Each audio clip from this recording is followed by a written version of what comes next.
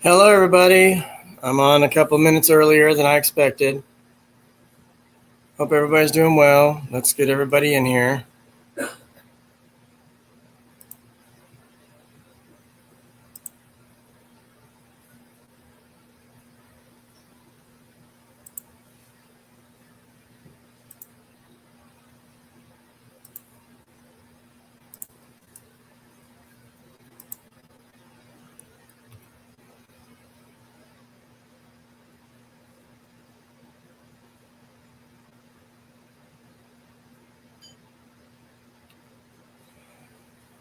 Hey, 3S Mom, how you doing? ABCM, how you doing? If anybody wants to come up, please do. There's the link. Let's enjoy the conversation.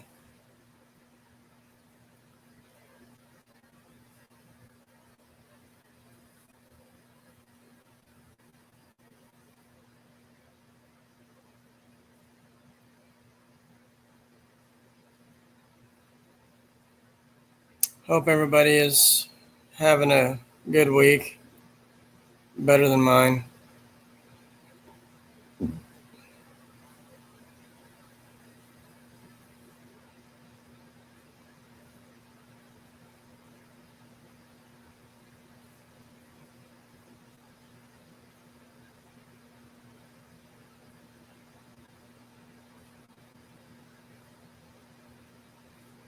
Hey, Shane.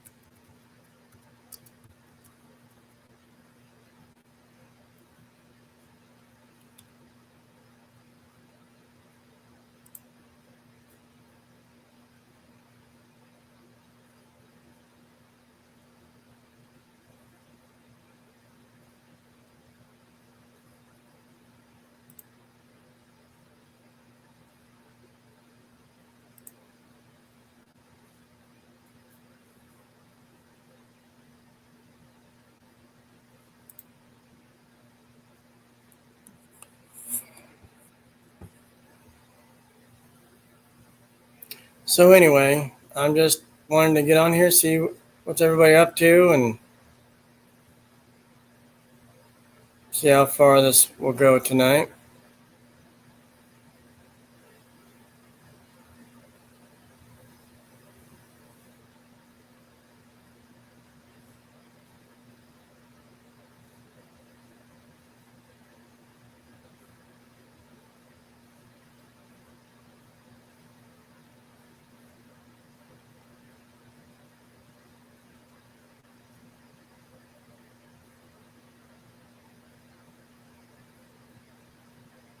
Hey, Pamela, how you doing?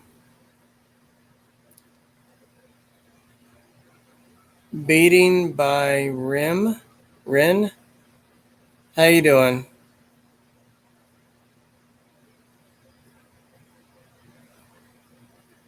Marianne, how you doing? Keep hitting the likes, show the support and love, and hang out with me. Leah and Layla, how you doing? Charmaine, everybody's coming in from Letty. Let's raid Josh. Come on, raid him. Come on in. Doors open.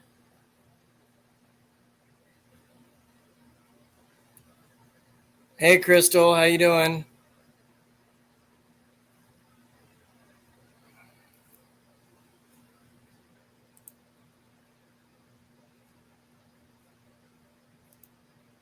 I don't even know how to say that name, but okay. I don't even know what that means. And here comes Mr. Happy Pants.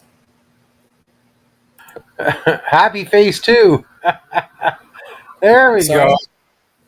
Hey, how is everybody? Letty family in the house. How are you peoples? How's it going, Josh? I'm all right. Have you got used to the YouTube or StreamYard new system going on? Have you gotten used to it? I see you got your PayPal. Yeah, it's it's fine. It's new. Well, you're working it good, so as long as it's working. So now you got the Cash App and the PayPal. That's cool. I just don't have a debit card with it. I don't know if you can. If I don't know how one gets one, or I asked for one, but they said they couldn't. Like it was down or something. Hi, Faith. Ooh. The way you can do it is This is somebody else. there's hey, sweet pea. There's also a way you can forward it to companies that you can pick up cash, or you can forward it to a bank account if you had those. So you don't have to worry about that. Hey, Team Larice and Dumaine. Mega love shout out all you beautiful peoples. So nice to see you live. This is good. I'm just glad you had time. Oh yeah. It's good because you booked me. It's like, yeah, sure. It's all good. Hey, Perry, ABCM, Beth Beltran. They're coming. They're raiding my channel because they're coming from other people I know. Correct. Hey, 3S in the house. I'm in Philippines now. Where in the Philippines are you? Crap, Stan. What? I don't know.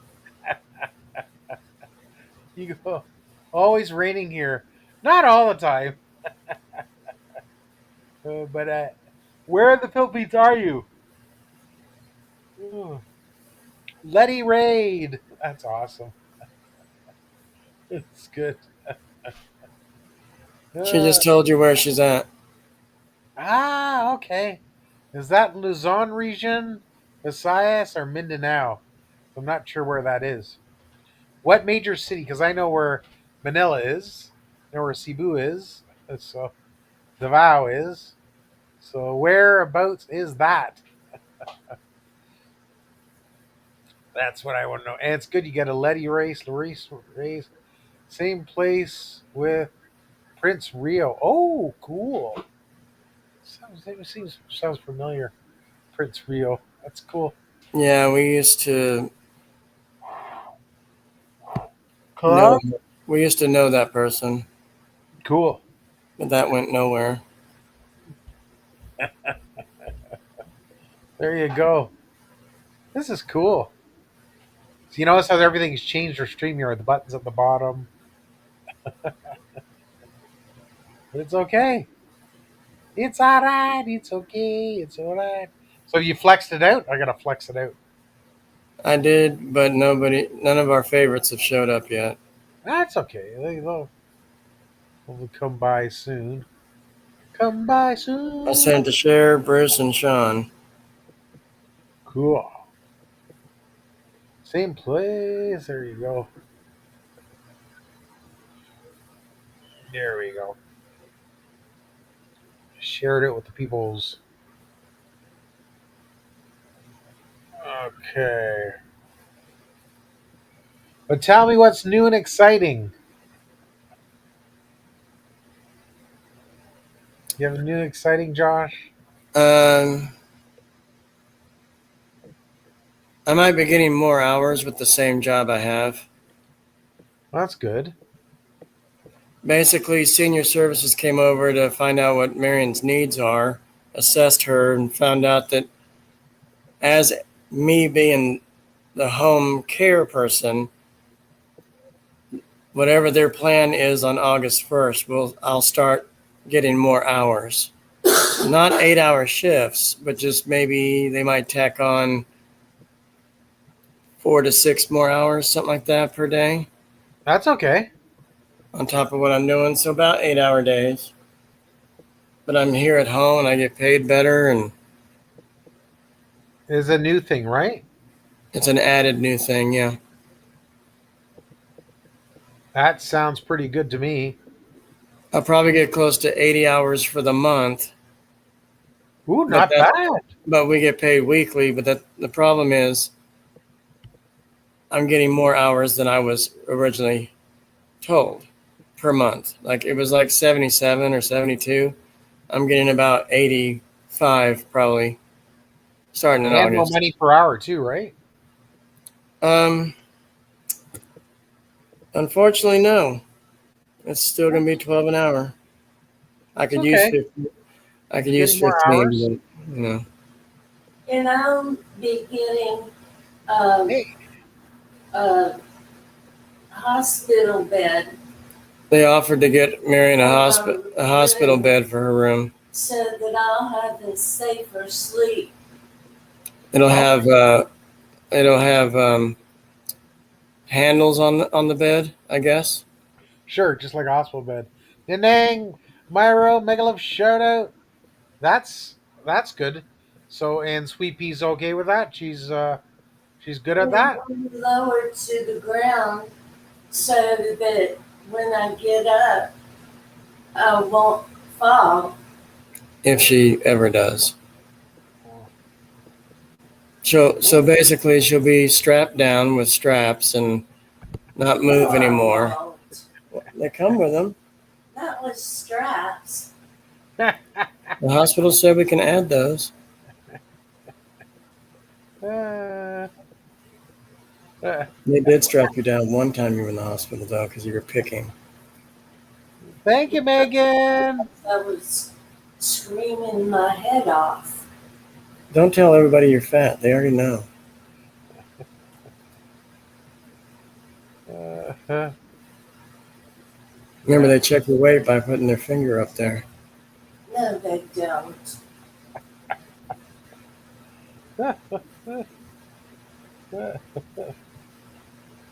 how's Bruce doing? I guess he's fine. It's hot as hell down there. And they told us on the news to check on seniors and everything and make sure everybody's all right down there. In Mississippi? Because is he in Yeah. Mississippi? Yeah. How about where you are, North Carolina? Is it hot there? We had about a 83-degree day today. It was breezy. It's not bad. Nothing wrong with that. Didn't even make me once moist. I was happy to feel the breeze and Yeah. It's been hot, but it hadn't been near as hot as probably what Mississippi's had. yeah. Yeah. Mississippi hit a Down there it would make us moist. But What would be the temperature be in Mississippi? well, we've been down there before, and it was like 85 in November. People were still in the swimming pools. And Sure. Well, that's why not. they got humidity. Yeah, more humidity down there than we do. Yeah. Hi, Dosa. Make a love shout out. That's cool. You know, I had 17 other people say that they would be up here today. 17? No, just everybody coming in here, and they're still not here. Oh. All my penis people are in the chat, but the other ones that we like, they're not here. Oh, the ones that said they were going to come up? Yeah. Still early. It's only 14 minutes into the stream. So I think told Tammy and Ellie just to stay in the chat. Ah, okay. But Ellie's optional. Cool. He likes to spam. Yan, Megalove shout out from Letty.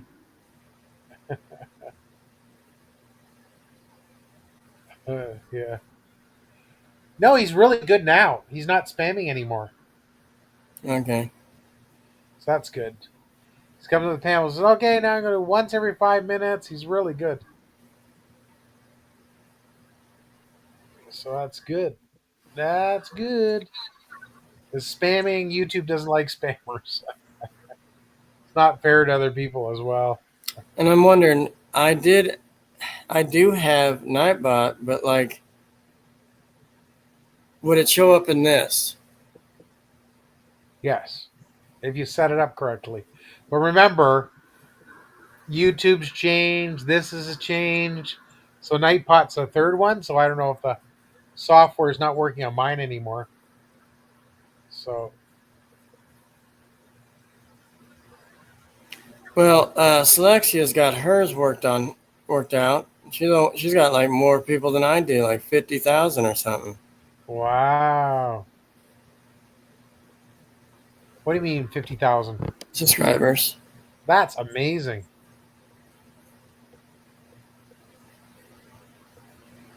That is good. I guess the fake ones actually work. I guess so. I guess so.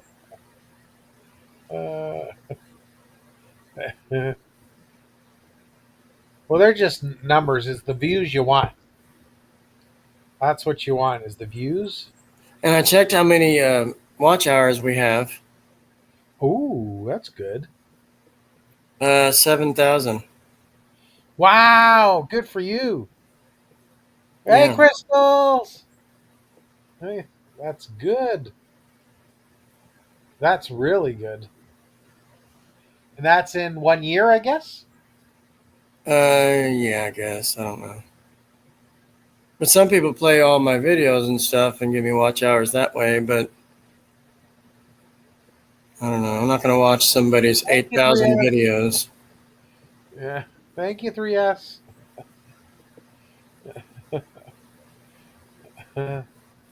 Yeah, I watch people's playlists to help them get watch hours. 'Cause, getting 4,000 in a 1 year period, not easy, but it's possible. I was at 4,500, so I guess I gained an extra 3,000 in a year. Wow. Yeah, because as long as you maintain the last 12 months, then you maintain your monetization. What are you at right now with subscribers? 25? 25.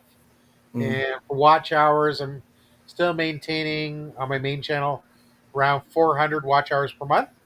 So that maintains, the over 4,000 a year. That's what you need to maintain. So now I'm working on my automotive channel next, and that's at only 200 watch hours for the last 28 days.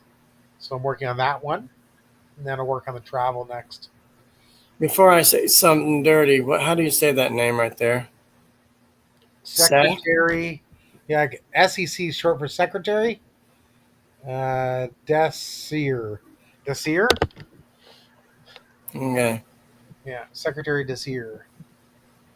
That's what SEC is. Yay!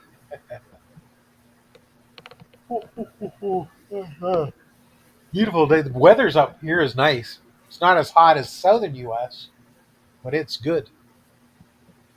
I have some friends in, what is it? Vagina? No, Regina. And they were wearing coats. And I asked them, I said, it's summertime. Why? She's like, well, I was wearing shorts. I was like, where'd you guys go? They went to somewhere in Canada, but it's another province. I'm trying to. Oh yeah. Why are they wearing coats in the summer? Right. Name some of your provinces. So we got British Columbia, Alberta, Saskatchewan. Oh yeah. They were in Alberta. Yeah. And they were wearing coats. Even the husband, the two kids, they were wearing coats. They must have been high up in the mountains. It gets cooler in the mountains. I guess, because they said it was cold there, but they were wearing shorts, and her husband was wearing pants. But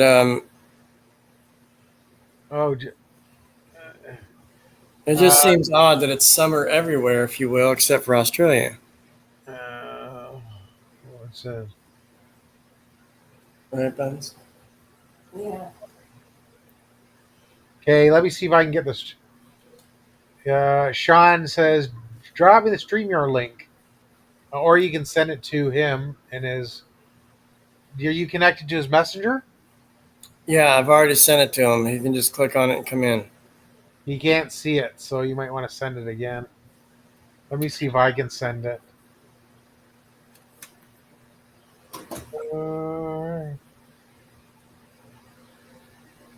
StreamYard, let's see if this does.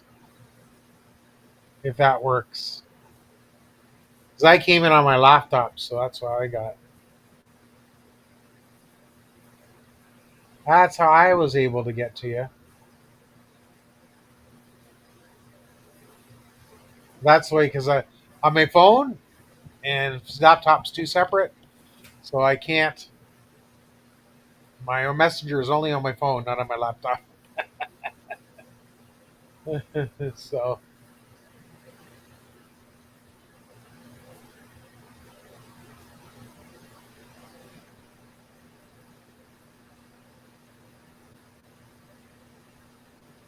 so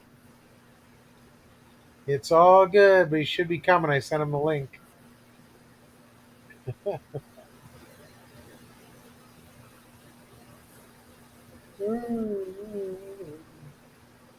Okay, here he is.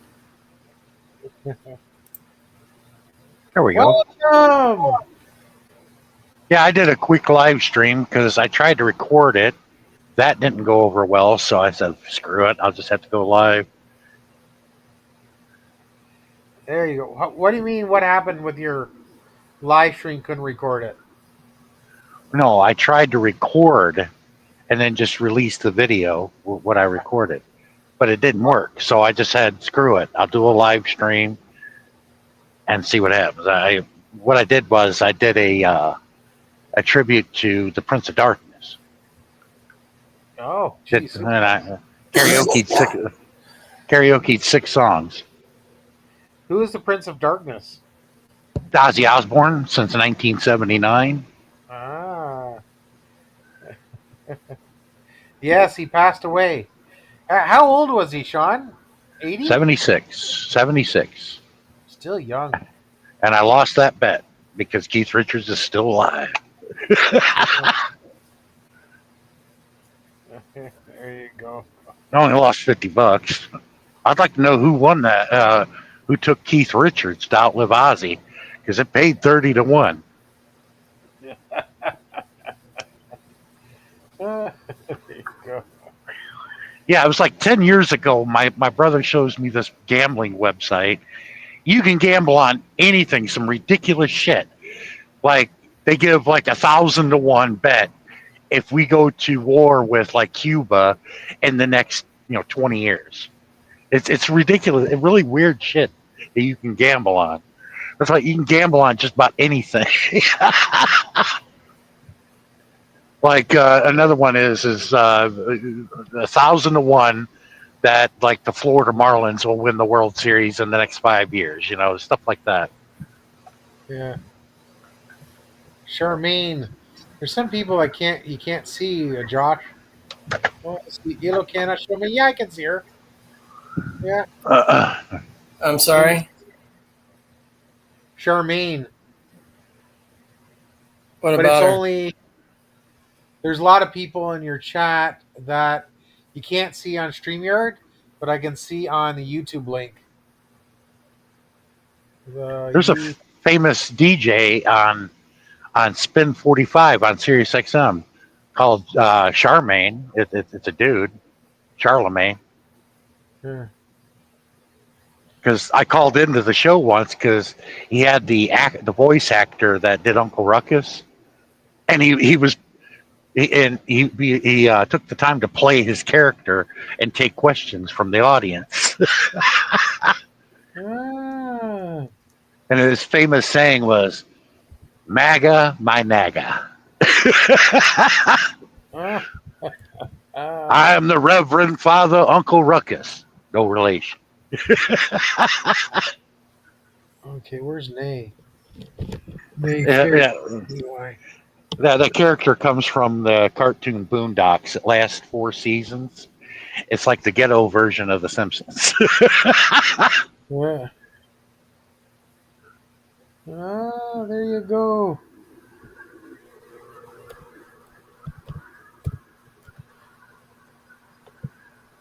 But There you go. when they clicked me off air, they said you were brilliant. He goes, we didn't have a good caller like that. I finally came in like halfway during the show, and Ruckus was taking questions, and I was like, well, sadly, due to the passing of John Robert Freeman Witherspoon. Okay, John Witherspoon is the actor's real name, but I added his character name from Boondocks in the middle. That's why I said John Robert Freeman Witherspoon. God rest his soul. And I said, Ruckus, Robert's gone, so who's going to take care of Huey and Riley? Ruckus? And he was like, oh, hell no. I said, oh, come on, Ruckus. Are you sore that they shot you in the nuts with a BB gun? And in one of the episodes, Ruckus was watching the two boys, and they were misbehaving, and Ruckus was treating them bad, so they got these pistol BB guns and started shooting Uncle Ruckus, and one of them hit him in the balls, and you see him grab his balls and go, oh, my ball sack. It was hilarious. Jeez. So when you did a song, that'd be good. Hear you sing a song in regards to that. That would, wow, that would be I sang 6 songs from Ozzy. and they were all his songs, I guess, eh? Yep. That's cool. That's cool, man. The first song I did, No Bone Movies. Then I did NIB, which is the abbreviation of the song. It's called Nativity in Black. Then I did Dreamer. Then Bark at the Moon. Explained to everybody I did that on that last year, April 8th, during the eclipse at my house. Because back in 2017, when we had the other eclipse, he did it in Carbondale, Illinois, at a concert. Then I did Mama, I'm Coming Home, and I ended it with You Can't Kill Rock and Roll. Wow. Wow. Because those songs send a message. Yeah. You know, songs like, Crazy Train and Paranoid doesn't really send a positive message. It's just, noise. I wanted to send a message on his behalf. Because, like I said in the video, if you go watch the replay, before the last song, I said this is what Ozzy would say if he was able to turn around before he enters the pearly gates and address everybody, fans or not fans. Again? Yeah. It's amazing. He did that last show. He did 5 songs, and that was it. And then it was a 12-hour festival there. And then he less than a week later he passes on due to the Parkinson's disease. They made him look good sitting in that chair because he really can't stand. His Parkinson's was gotten pretty bad. He had to hold on to the mic stand and the microphone so he wouldn't shake as much. Wow. Wow. Woof. Wow. How long did he have that?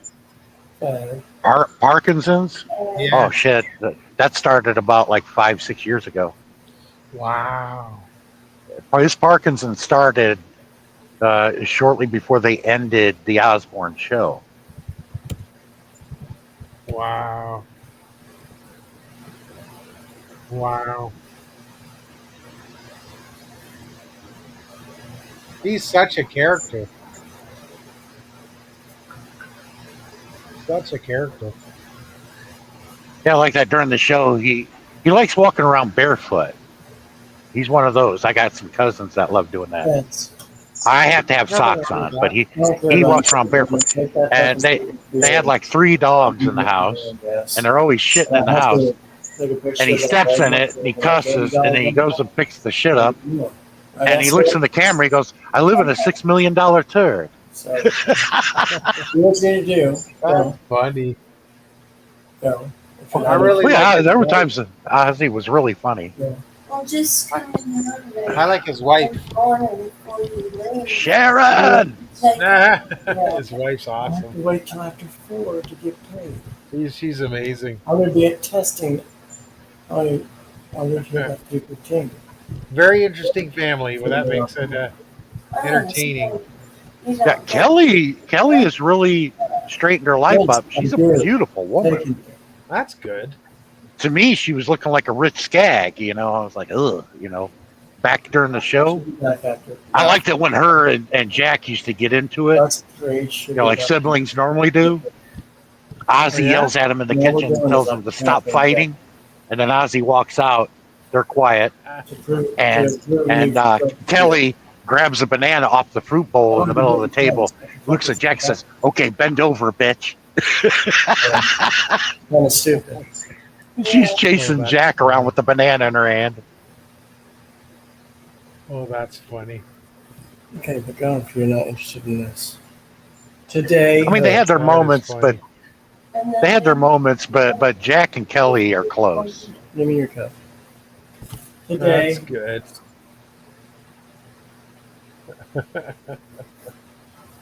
That's Thank you, good. Hoods.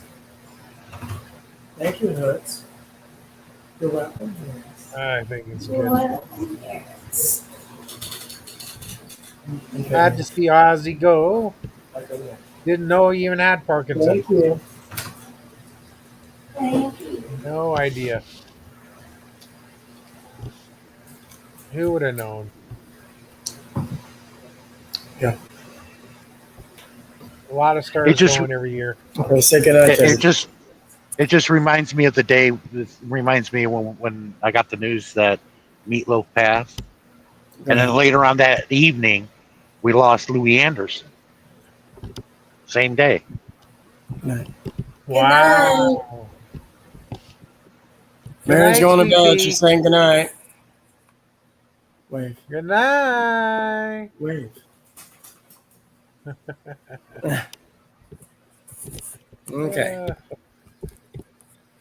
Go take your pants off.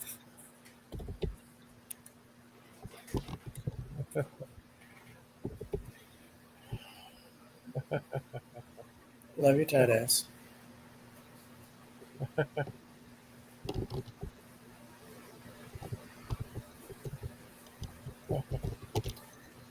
So Sean, how you doing? Oh, me, I'm just farting around the truck here. Does it smell like that? It's just a figure of speech. I did that live stream, 6 songs. That's cool. You got to do it again. That was when I realized, wow, I know all these Ozzy songs. But I'm a natural baritone. I can usually match Ozzy's voice, but I started losing it towards the end there. Like, phew, I'm glad I got through it, you know. Like my voice was starting to go.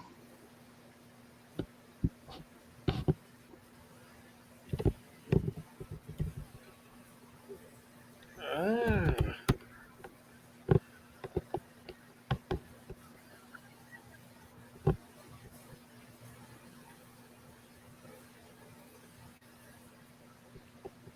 Yeah. What's going on here?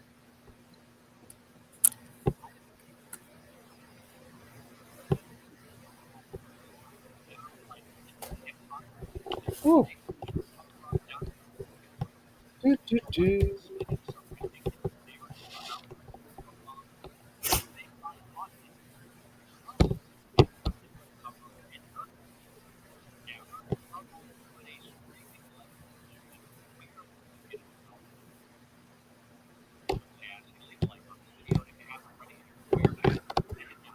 Woo. Somebody could start with a topic or something. I don't know. I'll tell you what, it sort of didn't shock me because they were friends, and why they were friends, because Sharon's Jewish, but Ozzy really never practiced, but he was Catholic, and they managed to get along. But they did a Jewish wedding when Ozzy and Sharon got married, and Gene Simmons was there. Gene Simmons is Jewish, and I guess he was really close to Ozzy over the years. And Gene has done like 3 separate interviews in the past 2 days, and he got emotional with Ozzy, talking about Ozzy Osbourne. Because he didn't live too far down the street from Ozzy when he had the house in Beverly Hills. But Gene sold. Gene knew the economy was taking a shit, and he wasn't getting his money back out of that house, so he sold it. He got lucky. He sold and he moved to Lake Tahoe. But Gene's trying to sell all of his houses that he doesn't need. He made money. I have to tell him that, admit that. He only spent like $3 million for that house that you saw in his show, Family Jewels. He got $22.5 million out of it, and originally he spent $3 million for it. Yeah. So he made house- money. The house he painted it black too. He has one I don't house. remember His one house is like a dark color. It might be the new one in Lake Tahoe, but he sold that one, and he's been trying to sell the mansion that he has in Henderson, Nevada, because what do you need all these houses for? Yeah, it's true. I mean, I'd fucking liquidate everything. His kids are all grown up and got their own lives. It's just him and Shannon Tweed, his wife. It's like, I'd be like, screw this, man. I'm selling all these houses and shit. I don't need all this crap. Maybe it's just me. I don't live in excess like that. I'd rather have it liquidated.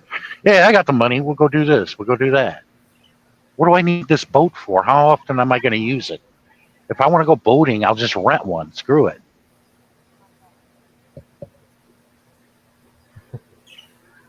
And if I don't have a beautiful woman in a 2-piece bikini on the front of the boat, what's the point of going boating? Oh, yeah, I'm raw about it, man. I'm raw and honest about it. That's funny. Funny. Oh, yeah, Adrian is there. Here. Adrian, thanks for posting, and I didn't know you were in the watching my live. I appreciate it. Nice.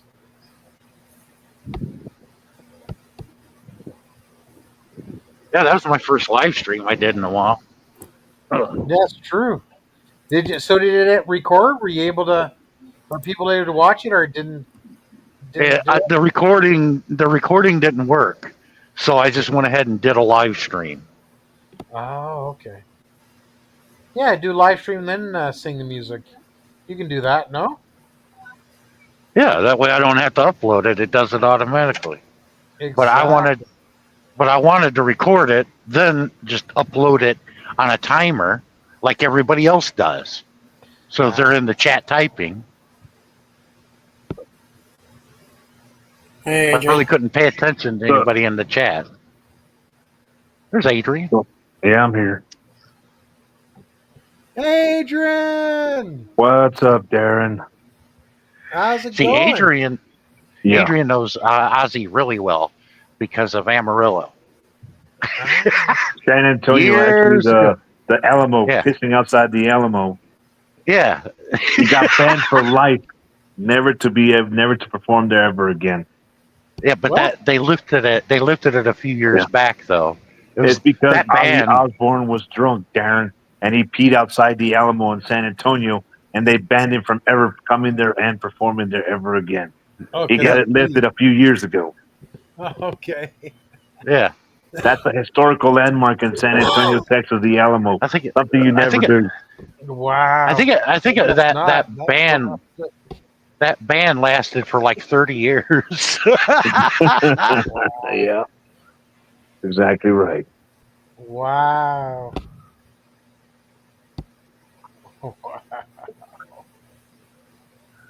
when you gotta piss, you gotta piss. Yeah. And Ozzy Osbourne's that he does an appearance there on that movie Little Nicky where he bites off the head of a bat in that one. I remember hearing of that. Well, And that was real, right? It was a No. real bat, yes. Wow. well, It was a real bat. The one he bit off in real life, yes, he bit it off for real. well, Wow. it was actually fake because I looked into this, Oh, and you'll find out it was a fake bat. Yeah. What happened was Ozzy left Black Sabbath, was fired from Black Sabbath. This was in '79, and he wanted to go a solo career, and he had to get a record label to sign him. And he first approached the head of Columbia Records. They weren't interested, and they had him sitting there in the meeting. And the president was there at the meeting, in his office, and had a prized parakeet in the cage. And when they did not accept Ozzy, but Ozzy was as crazy as he was back then, he went over and shook his hand, went in the cage and took the parakeet out and bit the parakeet's head off and handed it to its owner, and then walked out. And no, actually, it was a blessing. The president that holding his dead bird, look at what just happened, said, "Go get him." They signed him that moment. They signed him to a contract, and they hadn't regretted it since. But that's when he became the Prince of Darkness, because that's what he called him. Yep. that's a true story right there, actually. Wow. Very true story. Yeah, I know, because the one that was telling the story was his agent. And Jack Osbourne touched on it, too. And Sharon Osbourne at the time there, well, she met Ozzy whenever the Black Sabbath thing was still going on back then. Yeah, it's similar to what Robin Williams did when he started his career. He was just a comedian, traveling around, and he got a meeting. People laugh. Yeah, he had a meeting with the head of the show Happy Days. That's why the last 2 episodes have Mork from Ork on it. They had an idea for this character, and Robin Williams put on this whole spiel. Just went in the office, did this whole weird spiel, and walked out without shaking anybody's hand, saying anything. And they're all looking at each other like, "What the hell just happened?" They're like, "Go get him." And they signed him to do Mork from Ork. And then they gave him a spin-off show. And that's what launched Robin Williams' career. They thought he was crazy at first. Yeah, they thought he was crazy, but he... Yeah, crazy. Sometimes he hidden, but he was brilliant. Yeah, he called it controlled That's the whole chaos. thing. What Robin Williams did, though, of being a famous movie Robin actor was Williams brilliant.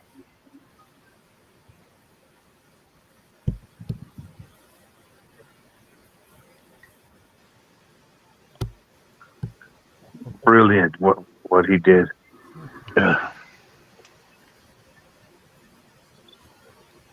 Brilliant. But I learned from him. I remember years ago, he said, when you go to other countries, if you're famous, you're funny. But if you're not famous and you go over there and try to tell jokes, you don't get the laugh. Yep, Yeah, that ruins a person's career quick. That's true. And then you're dead. That's Because true. I already had the heads up on that when I went over to Japan and the Philippines. I mean, some things were funny that they did laugh at. But the other ones that learned that lesson was the guys from Monty Python's. Monty Python's was big in England. When they came over here and they did live shows, they said they did this bit about a cat, and they all ran outside off stage. And they said, nothing's more funnier when you don't get the laugh. They didn't understand it at first, but Monty Python's got to be pretty big over here, just as big over here than it did England. Yeah, That's true. When they did Life of Brian and the Holy Grail, those were brilliant movies. Those were classic. And they Yeah, were Giannis- funny. Yeah, one of my colleagues, Yanis Varoufakis, he used to be the finance minister of Greece, and he was an economics professor. He would use scenes from that movie. He would ask the crowd, Has anybody here seen Life of Brian? Do you remember the part where the Jewish guy and then the Christian, they start going at it? He used that as an example of what we're going through, and it made a lot of sense. I can't remember how he put it, but he uses a lot of what happened in Life of Brian to understand what we're going through economically. Hey. Who threw that rock? all those women trying to pass themselves off as men so they can stone that guy. Oh, that's funny. And that's where Eric Idle wrote that song that became legendary. And he said he didn't think that would ever happen. He said that happened by accident. But everybody plays it at every funeral in England. You're going to hear that song be played. Always look on the bright side of life.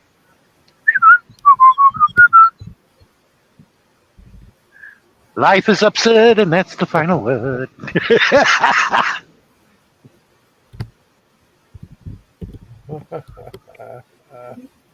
How's your day been today, Darren? Fantastic, thank you. Good. Glad to hear. It's a beautiful day, Yep. so no complaints. Good. Glad to hear that. Weather's How's your mom good. doing?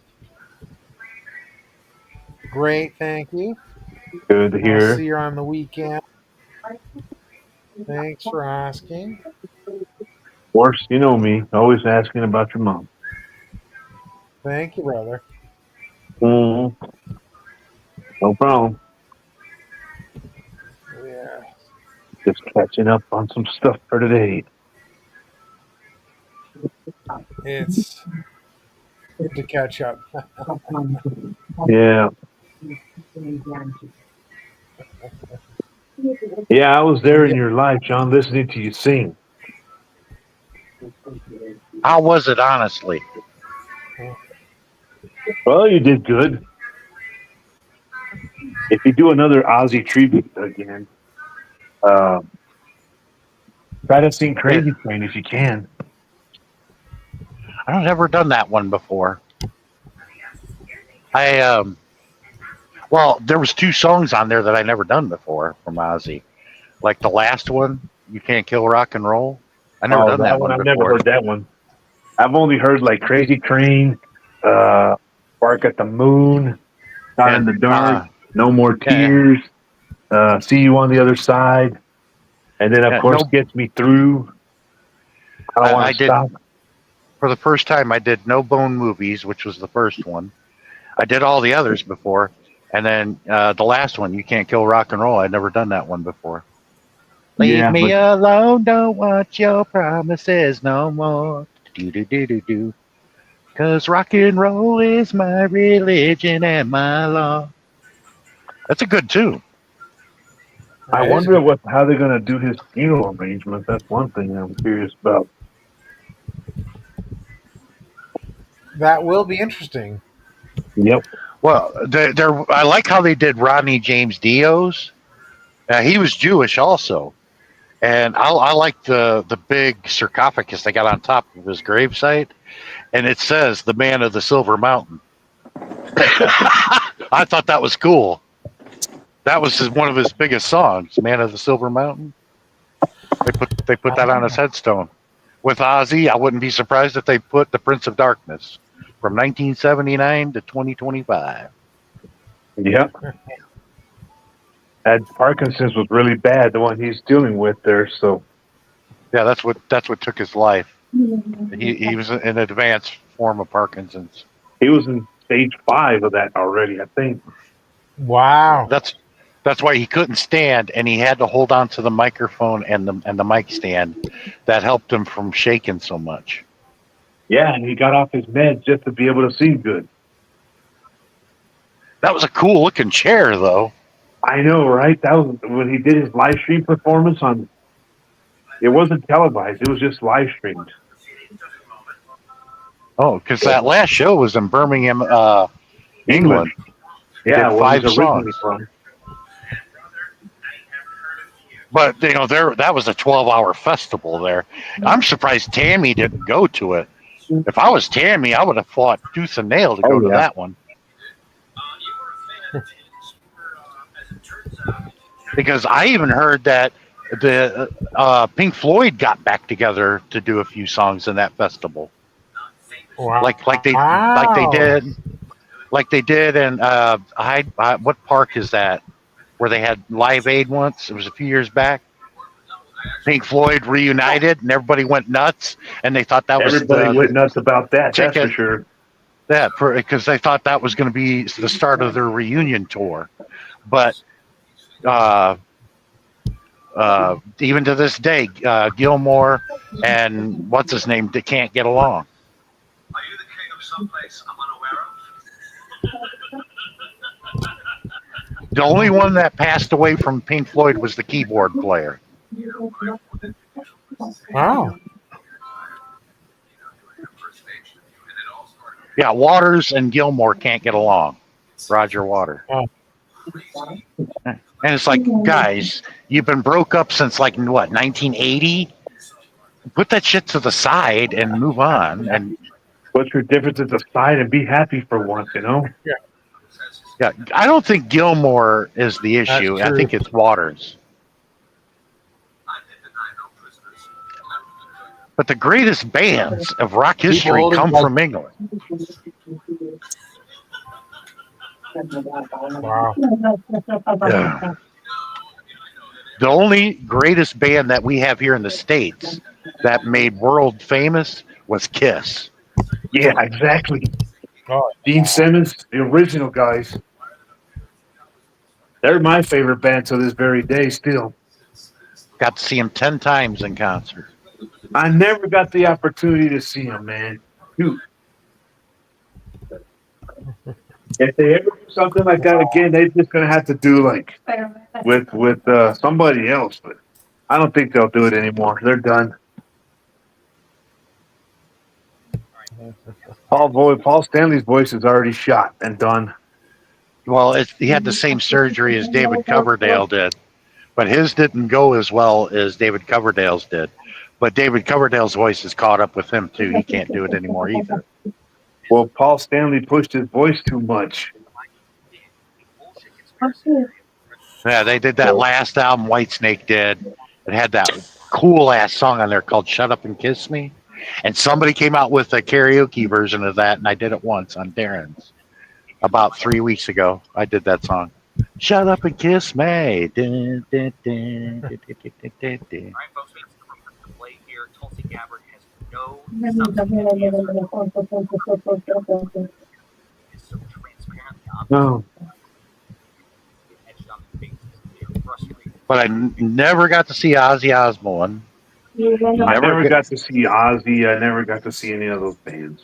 Never got to see Meatloaf that I wanted to see. The only band that I'm dying to see that I haven't seen yet that I can still see is Iron Maiden. So I'd far. like to see Alice Cooper. But Iron Maiden is old. Those guys are in their 70s. And I'd like to Alice see Cooper, Alice that would be Cooper. great too.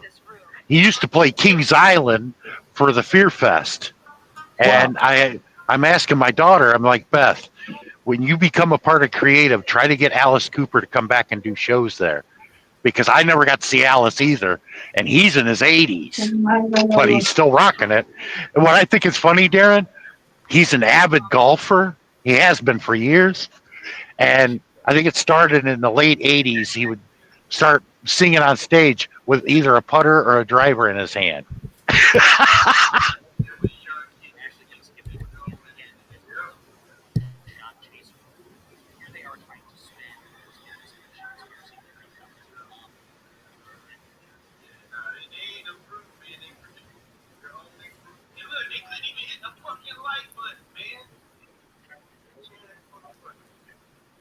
But you want to know what gave Alice Cooper longevity? The same that's going to give Gene Simmons longevity. They never drank and never did drugs. Support the president's statement loud and clear. But Gene said he had one outlet. That was the girls. That's all he got into rock and roll for anyway. He said, well, I would have had a good life without rock and roll. I was teaching at a university. He goes, I only got into playing rock and roll was I was watching the old Ed Sullivan show when the Beatles first came on, and what he thought was amplifier feedback, the camera panned over and showed all these girls going, ah, fuck me. He was like, oh, that's it. I got to get me that job, but then I got to get me some of that. Because he liked girls. That's the only reason why I played rock and roll. And if guys are going to tell you the truth why they played rock and roll music in a band in the 80s, because of the girls.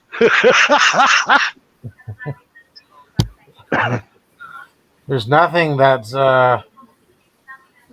women like than guys in a band.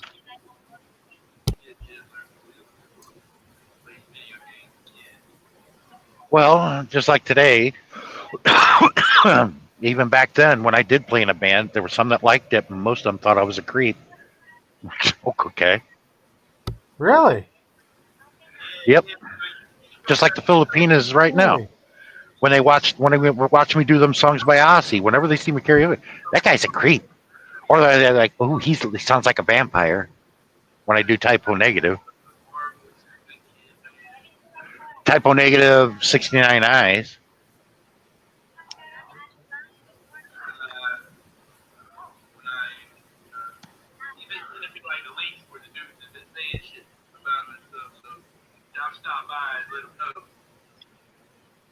Crazy.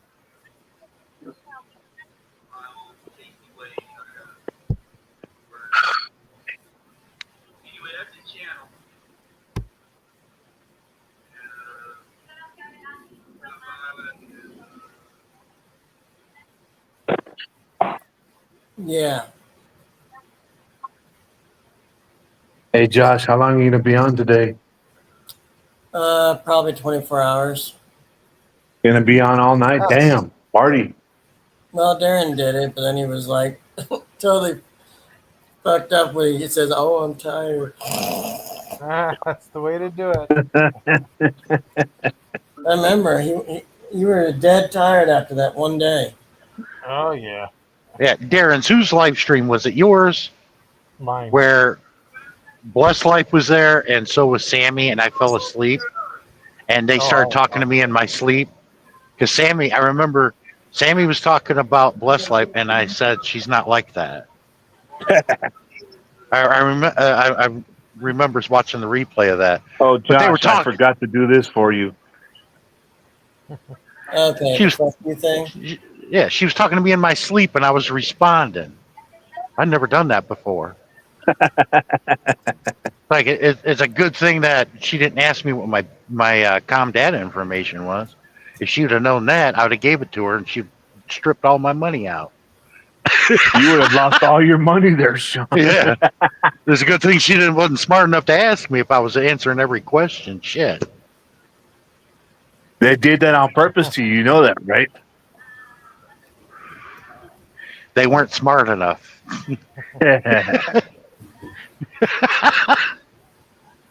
Yep. Okay, let's see. So, Adrian, how's your mom? She's doing pretty good. She's here chilling, watching TV right now. Talking Spanish on your left side? No, I'm sitting here on the reclining chair. I gotta go here in a minute to go pick up my niece right here across the street there. She's at the Baptist church. They're having some summer thing going on at the Baptist church right across the street from my house. So I'm gonna It's a go pick her up and then Okay. bring her home. Yeah, they're having a revival. I was Yep. the stupid one that had friends that were that shade of Christianity. A revival. What is that? We all prayed, raise the dead, and they all looked at me like I was nuts. What's a revival? You know.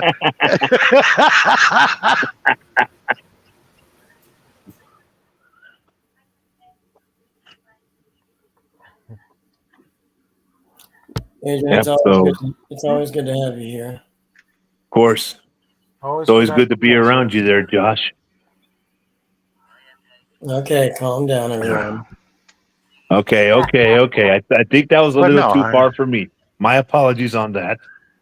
No, I'm just getting to the point where the hell is everybody that used to come to Darren's live stream? He would have a full pet panel of 10 people. We'd go around the room. Almost everybody would karaoke a tune. Them days haven't happened in over a year. Yeah, you gotta get new blood. New Well, blood, then, my friend. Chris just came, like, he's in the chat. Our friend Chris. He lives near me. Hey, Chris. All right, guys. Well, I got to go down so I can go get ready to pick up my niece from that church across the street. I'll see you guys later on. If you're still here, Josh. Amen. Amen. Are you still going to be on live, Josh? Or you're not going to be around much longer. Oh, calm down. I'm not dying. Oh, hell. Here, one more for the road. Shit. Fuck you too. Okay. I'll probably be another hour. I don't know. Depends on how it goes. Okay. Well, if you're still here, I'll come back up and hang out. All right, cool. All right. See you on a little bit.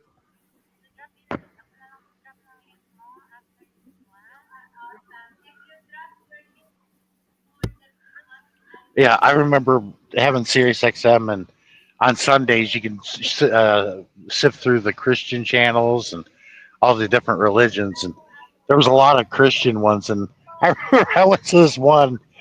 It was heavy Southern Baptist. They had those strong Southern accents, and this guy sounded old, and the way he talked, there's people banging on the tambourine and everything.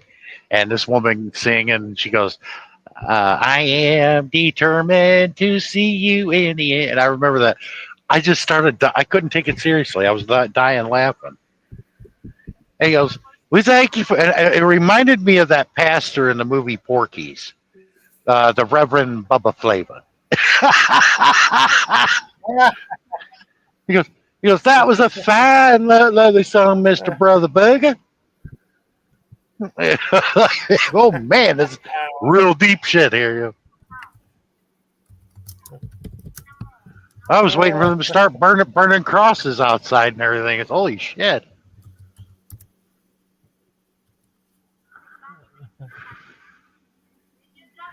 It was Porky's too. I remember that when he got exposed, when they all got exposed.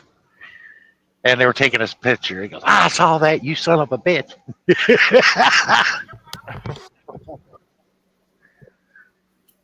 And him and the principal got into a debate. The principal brings in the Bible, and he's got, one of Shakespeare's books. He goes, Shakespeare quoted the Bible, Reverend Flava,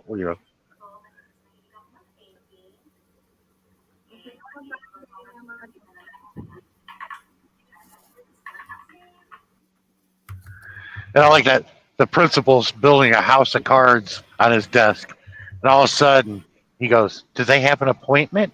And you hear the female gym teacher that's with the Reverend saying, "God always has an appointment," and the cards collapse just from her yelling.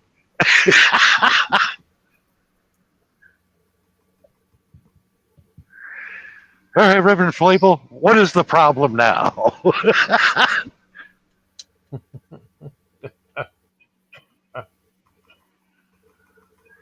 I like that he's talking to the and all the kids are around him. He's talking to the principal. He goes, there ain't no mistake in his intention. He intends to put a tongue in a woman's tail. What kind of man would do that? And here's Meat behind him going, oh, I would.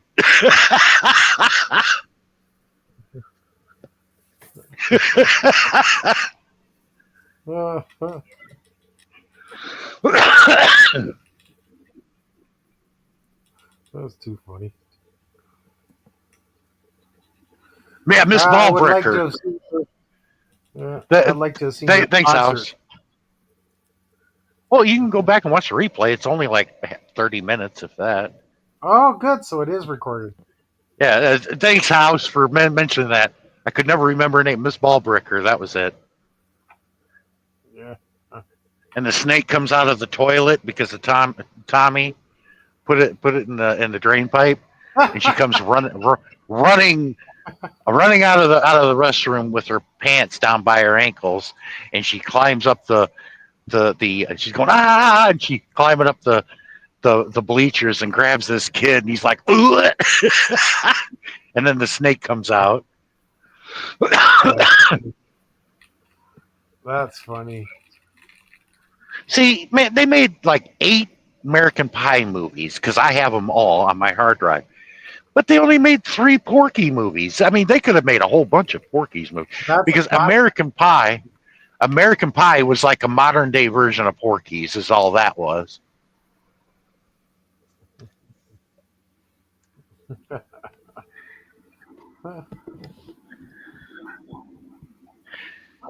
But man, some of the pranks they pulled on each other, oh my god.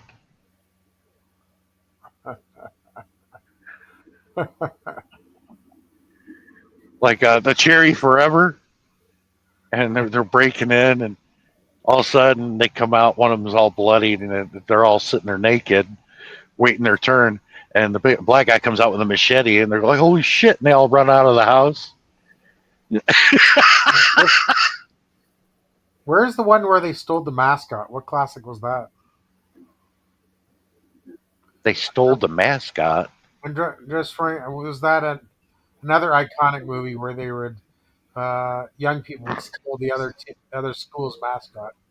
Don't know. Well, that happened all over the place over the years. It still happens to this day. I got a mouth and ear full from the head coach of the football team, and I told him, "What are you going to do? Call the police." Because we beat Ansonia on their field, and everybody's leaving. So I jumped the fence and went over there, and I rang their bell for them. Because usually when they win, they go over and ring the bell, right? Well, I went over there and rang it for them. They got pissed at it. And if he got in my face, I'd be like, I don't care who you people are. I'll take you all on all at once. I would enjoy turning this into a hockey game.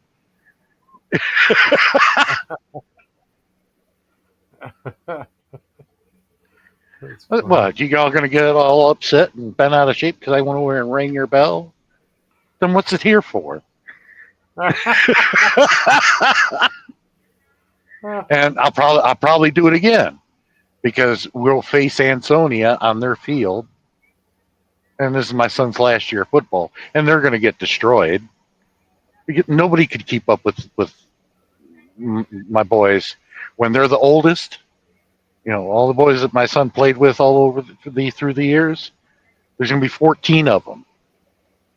They're going to get destroyed.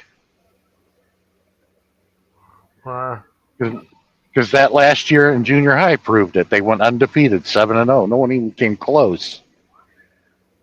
And we're facing Troy Christian, and I already said that. That game's going to be over in the first 3 minutes of the game. The game's over.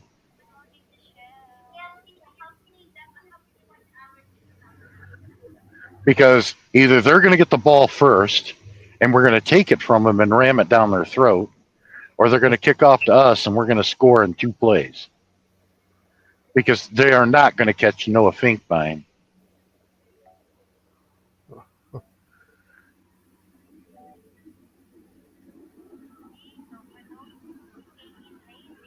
That's why I can't wait. Less than a month, the football season starts. Mm-hmm.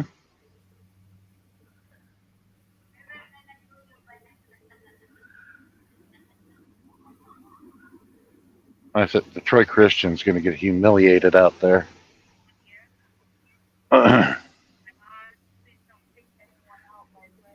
But beating a team 50-0 is, nothing to brag about. It's like, really? Can we take our people out and start playing the freshmen?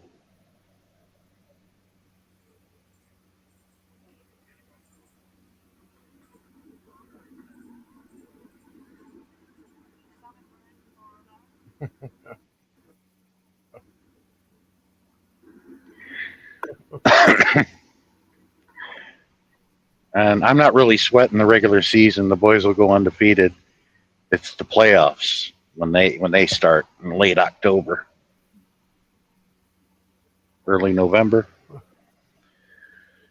and then I sell this truck November 4th, and I'll probably take a week or two off. I'm not sure yet. Ooh. Because I got to see what the economy is doing before I make a concrete decision what I'm going to do next. Sure. I mean, do I really want to buy an overpriced truck that's overinflated in price, or wait for the market to crash and then I can pay about half the cost for it because everything will go down. Because if it doesn't go down, nobody's going to be able to afford what they're trying to sell, and that's not the point. Well, some truckers are getting out of the business, right? So if some truckers are getting out, you might be able to get a deal. Well, some of them are. And I told them, I said, time's going to get tough for everybody. And the ones that are the strongest are going to survive. Correct. That's the sad part of that is.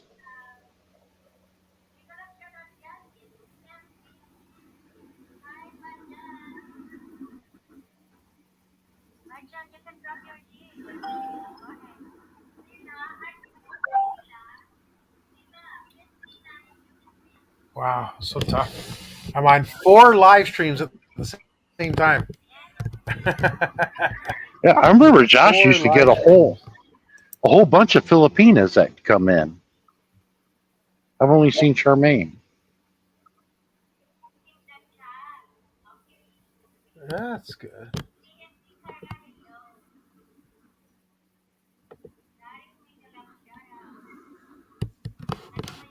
So many people I'm supporting every night. From like 8 to 11. Okay, well, Cher's here. She's only watching. We should come up to the panel, Cher. Too many. Too many. Because I've already heard from a bunch of drivers Too that many. that pull for the Prime company also, and they turn. We've had like a dozen drivers turn their keys in the past 3 days, and there was one complaining. He goes, Why? "I have not made," because there was one driver. He said, "I haven't made any money in the past month and a half." He goes, "I can't do this anymore." There are some that sadly haven't made any positive revenue in a month or two, and people can't continue to do that. Really? Yeah, I told Prime, Wow. I said, you better start making your drivers profitable. You're going to lose them. That's the whole point. Wow. That's And scary. I always tried to make sure I was profitable. I knew what the dangers were, but I told them, if I'm making money, I stay. But if I'm not making any money, I'm gone. Because anybody that stays out as much as I do should not be going in the red. And these guys in the green. Yeah, I'm in the green. Well, I'm not in, but for the past 2 weeks, I didn't make a positive revenue at all. That's because I had to do a lot of work to this truck. That didn't help me. You know, the oil change was all right, but then 2 of my brake chambers went out. That cost me a lot. Mm-hmm. And then I had to get 2 drive tires, which those have gotten out of this world now. They're like $1,200 each now. They used to be $800. That's wow. Wow. But the good thing is, I'm going to have this truck another 3.5 months, and there isn't much work that I need done to it. Wow. That's good. I have to get rid of it then because it'll have a lot more value than my Pete did. But I've decided having a truck longer than 3 years is not a good idea because the value really plummets. Really? So I want to get rid of it while it still has value and get another one. Oh, good.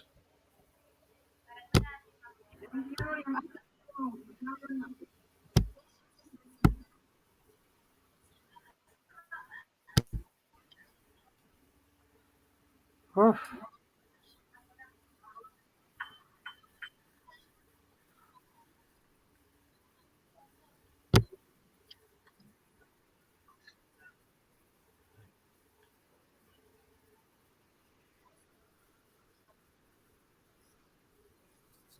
And I said, that's a bad business model. Raising the prices of these trucks and the revenue not going up with inflation, that means Yeah, that the that's worker is losing money, not gaining any. And they're makes them a lot less profitable. yeah. I mean, the prime company is doing very well, has been for many years. You don't want to keep doing that and choking everybody out, and then now you've lost your business. Yeah.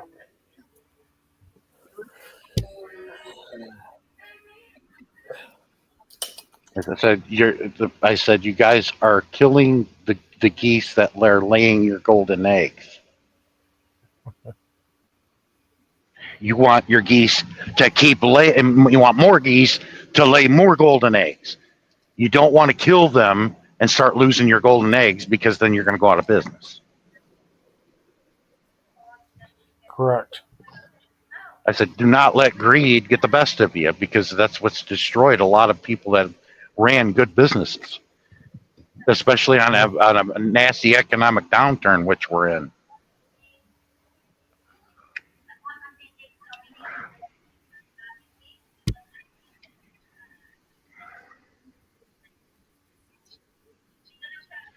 You see, Cher, I would not know that you're here watching if Josh didn't mention it. That's why you're better off coming up to the panel. That's right. That's where all the party happens.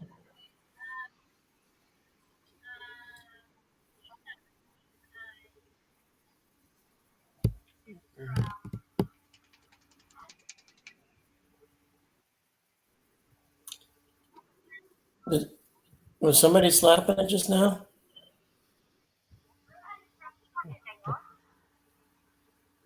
Slap what? I think Sean knows what I mean. I just hear Filipina's voice in the background from Darren.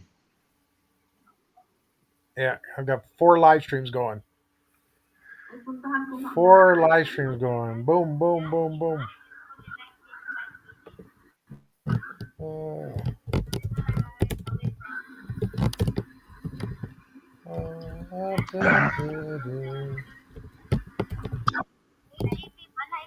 Oh, another funny fact about Ozzy.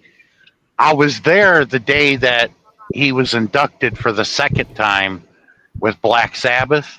See, he was inducted as himself, just Ozzy. But then later on, during before the reunion tour, they inducted Black Sabbath into the Hall of Fame. So he's there for a second time. Wow. I like that. That's cool. I didn't. When I saw him, he was too short for the podium. He had to stand up on a stool, and he's got those glasses on the tip of his. He's got those glasses on the tip of his nose, and he steps up to the podium and he just looks around. People are cheering. It calms down. It gets quiet, and he's just looking around, and he just says one thing. He's holding the award, and he's like, "I was in Black Sabbath." Oh, I was in Black Sabbath. That's all he said. That's funny.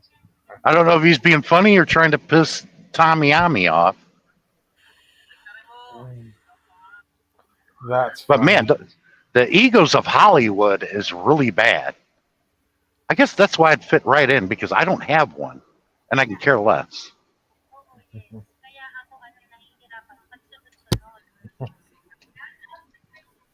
I was there for that induction. Just to let you guys know, a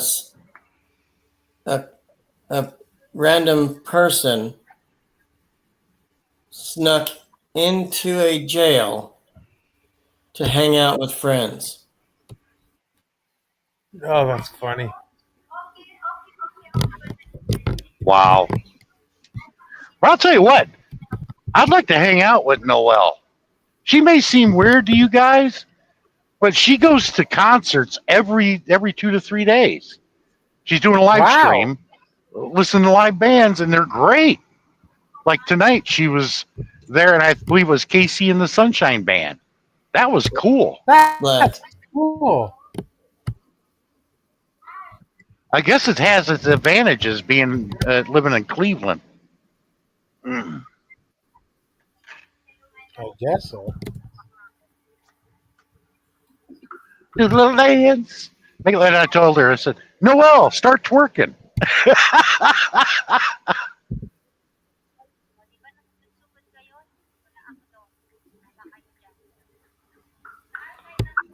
Okay, Adrian left again.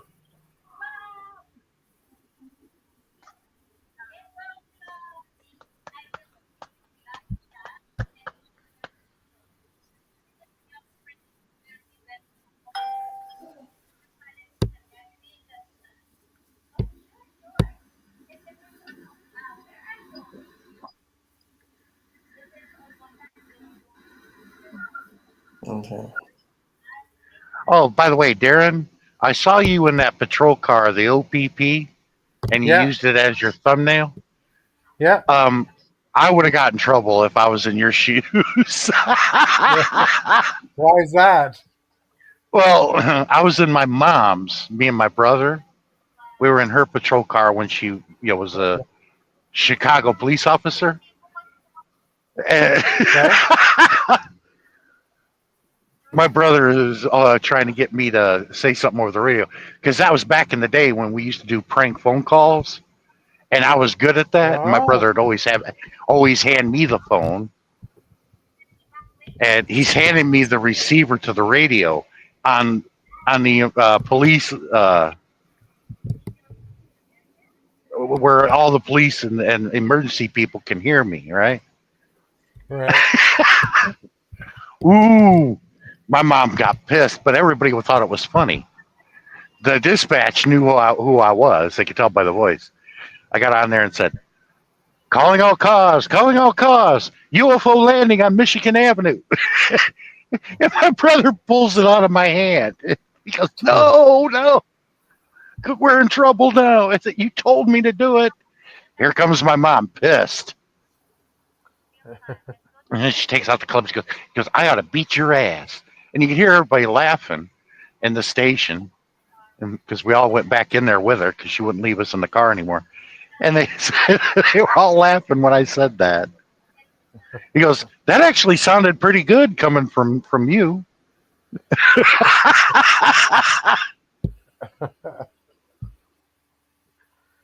Oh no, that's what it's there for. Is the IndyCar series? They're just encouraging people to come in the cars. You can sit in the car. Yeah, I know, but it would bring back memories.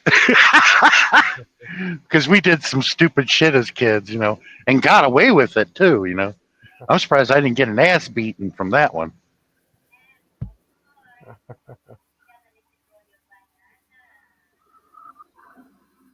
Because my mom goes, that's an emergency channel, and you don't play games on it. But everybody in the station thought it was funny. Yeah. Hello, Michelle. Thanks for stopping by. Because they were talking on the radio. They were like, that was Dolly's son? Yeah. And they're all laughing.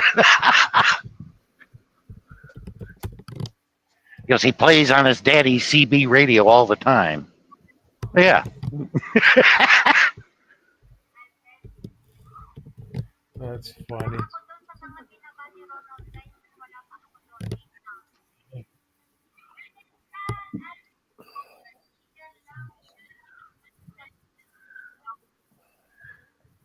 Because they always known that on a police radio like that, they never say calling all cars. That's something from the movies.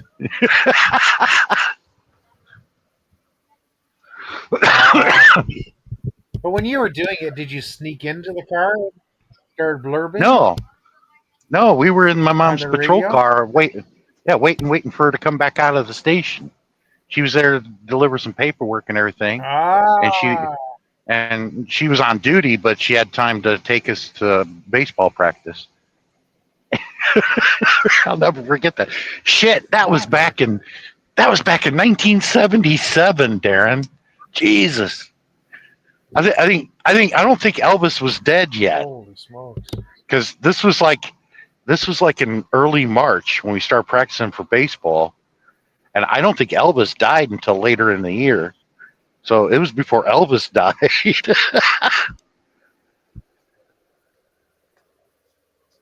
Oh, jeez. But man, I had a bunch of stories of shit that we pulled when I was a kid, and I was abused. Because what brought back those memories was when I had Danny on the truck with me. He was the same age, same grade as my brother, but he was like, another brother, in the house, because he hung with us most of the summer, and he mostly palled around with my brother Jack. And I'll never forget it. The girls slept in their room. The boys slept. We slept. There was a small room between our rooms and the upstairs, and that was the laundry room. And Danny brought over some fireworks, and Oh, he was like, he goes, "We need to go over to the girls' room and light this off, and we need you to hold the door shut, okay?" So I didn't go. I said, "I'm not going in that room," because I knew I'd get my ass beat by Joanne, my second eldest sister, because she always came to me to whip my ass, and I'm the youngest. So we snuck in there, and Danny let this box. It had those whistling rockets in it, those missiles. I know. Yeah, yeah. And it was like it had 50 shots in it. He was in there, and as he was lighting it, as soon as the wick was lit, he turned to run to the door. My brother shut the door before he was able to get out. And I'm looking at Jack, and he said, "Sean, get over here and help me with the door. I'll disown you." So I went over there and I sat down. I sat down on the floor and with my back to the door. And I could hear all the whistling. The light came on. The girls got all excited, and I could hear Joanne starting to kick the shit out of Danny for doing that. And my brother took off and ran to the room and shut the door, our bedroom door, behind him. So I'm the only one holding the door. The girls forced the door open. I slid as they opened the door, and a bunch of smoke was coming out. My eldest sister and Brenda opened the two windows they had, and Joanne was trying to get the door open. They had a couple of girlfriends staying with them, and it was Kathy Condon and Christy Van Gilder. I'll never forget their names. They were cute. They picked me up and stuffed me in the dryer and shut the door. So I'm in the dryer. Oh, That's how small I was back then. my goodness. They put me in the dryer and shut the door. I'm in there banging on it, wanting to get out. And then all of a sudden they made it into our bedroom. Jack started getting his ass kicked. And all of a sudden the fire department shows up. And Oh, geez. that was crazy. that was when my mom came upstairs and went, "What the hell's going on here?" And they were like, "Where's Sean?" And they finally opened the door to the dryer, and I come up. She goes, "You put him in the dryer?" And my mom picks me up. She's holding me. And she goes, "You guys stop the shit." And she went downstairs, and we went outside, and there were some guys with a bunch of axes running towards the door because somebody called the fire department because all that smoke was coming out of the window. They said, no, one of the kids lit off fireworks in the house, and we're fine. And she goes, "Oh, the kids are fighting upstairs." He goes, they look at my mom. He goes, do you need a drink? She goes, yeah. You got any bourbon? I'll never forget that. That's funny.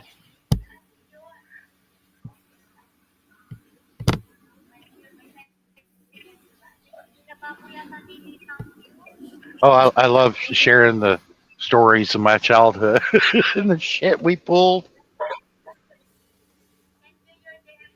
Sometimes we got away with it. Sometimes we didn't. But you took your lumps and you moved on. Holy smokes. Oh, jeez.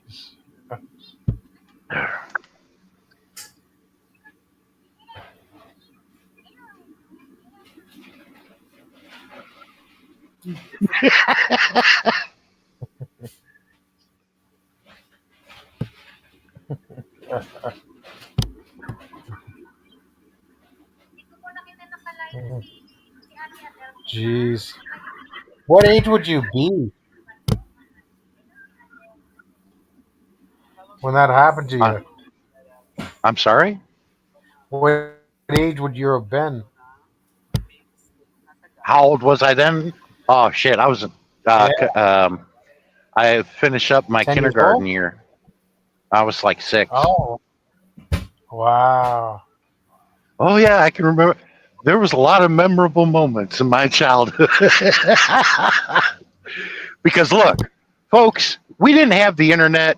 You know, the arcades didn't become a thing until like 1980. Okay, there was no home video games. There was no cell phones. You had a rotary dial phone, and you had one if you were lucky. Some houses had 2. You had one on the wall, one sitting on a table in the living room. I have one, and I connected it, and I was like, I looked at my son. I was like, it still works. He goes, how do you know? I said, do you hear it? You know, it's like, oh, remember that tone, Darren? You were to hold the old phones. It's like, oh, you know, until you started dialing it. I put it on the table, and the kids were trying to figure out how it works. Well, I'm pushing the buttons. It's not doing anything. They said, you don't push buttons. You stick your finger in there, and you spin Turn it the around. rotary. Yeah. Yes.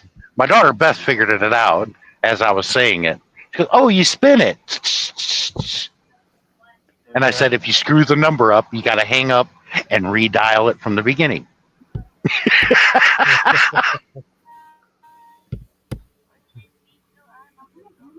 You remember the tone, right, Darren? When you pick the phone up, it'd go, oh. Yeah. That means you have a tone, and then you get ready to dial. Yeah, you had to have an imagination back when I was a kid because there was nothing to do. 1980 rolls around, that's when arcades started to become a thing. And we wasted a lot of money playing Asteroids. A lot of quarters. Yep. It was basically all we had at my age at 6, there was pinball. That was about it. Yeah. And the first video game was Asteroids. Yep, I remember spending money at the yeah, for sure. One of my friends had asteroids, but there was just no way to cure it. He just kept getting it. And yeah, you could, there was no, I think the first time, there was no caller ID. You couldn't trace the phone call unless you were the police department. But that was way beyond technology then. That was in the Stone Age then. That's why you can make prank phone calls. Star 69 you used to call Star- that. And yeah, you used Star to 69 find out what number it was. Yeah, Star 69 came around in the early 90s. It was like 93. But before that, there was no such thing. You couldn't, and caller ID came out right around that time too. But that didn't work. It didn't exist back in the 70s and 80s.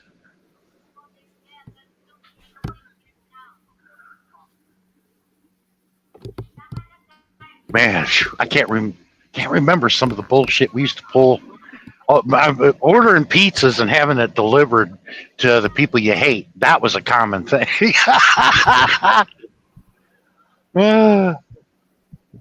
Oh, that's funny.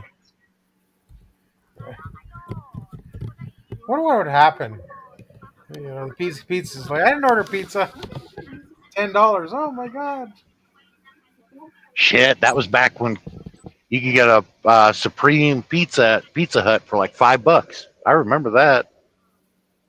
Wow. Large Supreme that had everything on it, and that was back when they actually put sauce on there and cheese.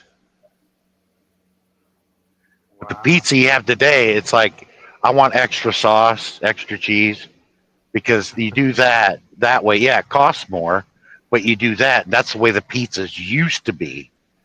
They've gotten more and more skimpy on the ingredients, and I'm like, there is no. I said, what did they do? Just take a paintbrush to the crust and with the sauce? That's what it looked like. There's no sauce on this. They just took a paintbrush and put it and painted the damn crust when they were cooking it. That doesn't make sense. It's all for profits. It's all done for profits. That's why if you don't get order out, like me and Adrian were talking about the other day, the DiGiorno out of the frozen food section, and you buy a package of extra cheese, is just as good as order out was back in the day. Wow. Those DiGiornos? Yep. And they're a thick crust too. Well, they used to have the deep dish, but I can't find those anymore. I can't find a deep dish anywhere. But yeah, that's true. It's very, very rare. Yeah, it comes in a aluminum foil pan, and when you take it out of the package, you got to take this other lid with a vent at the top and put it over the top of it when you put it in the oven, so it cooks evenly. Did not know that. And if you don't take that foil and put it on top, it looks like an extra pan, but it's got a hole in the middle of the top. If you don't do that, it will burn and won't cook all the way. I learned my lesson the hard way on that. I'm like, oh man, the thing's burnt. You get to the middle and it's not cooked all the way, and it's like, oh man. They said, you got to use that foil in there. That's why they put it in there for, dumbass.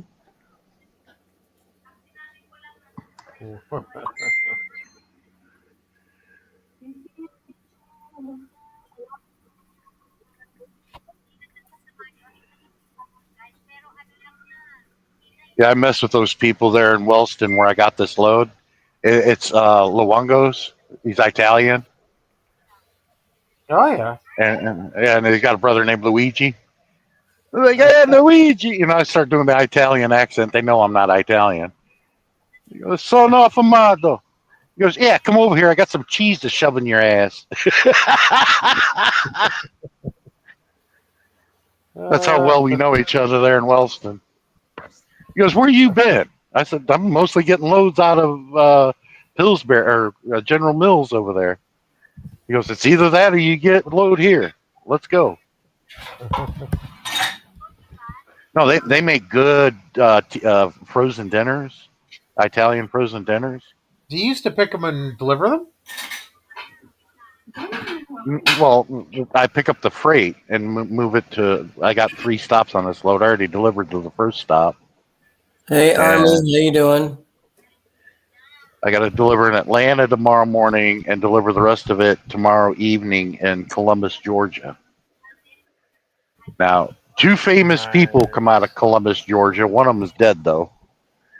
The 2 famous people in Columbus, Georgia is Tim Wilson, the comedian, and the famous WWF wrestler Marty Jannetty is from there. Ooh. And I already know what my next load is going to be. It's going to be a load of Hostess. That's either going to go to Kansas or it's going to go out to California. All I know is that Hostess loads pay good. Good. I remember the last time Hostess cupcakes and Twinkies and ding dongs and all that. I'll take that. Okay. I remember I took it to Kansas, dropped and hooked there. My next load came out of that Hostess and took it out to Apple Valley, California, right next to Vernon. It's right by the high desert. Okay. That'd be nice because I can get paid good freight coming out of California. Everybody, I don't like going to California. I said, are you kidding me? I said, that's where you get the best paying loads. It's out of California. Oh. Plus, if you're in the Southwest, man, they got the Mexican food trucks, man. That's just better than Chipotle and Taco Bell. Oh yeah.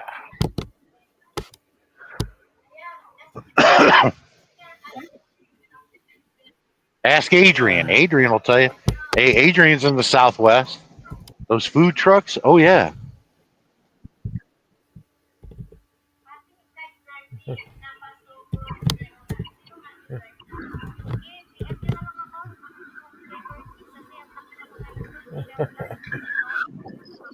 So that's it. Like a tortilla. And they look at me like, that's a gringo.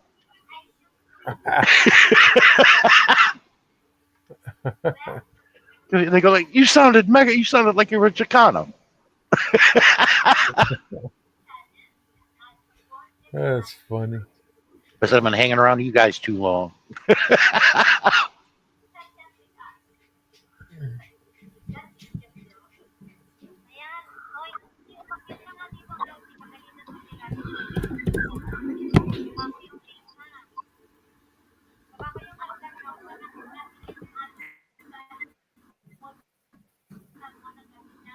I remember that last Okay, I got my premiere coming up.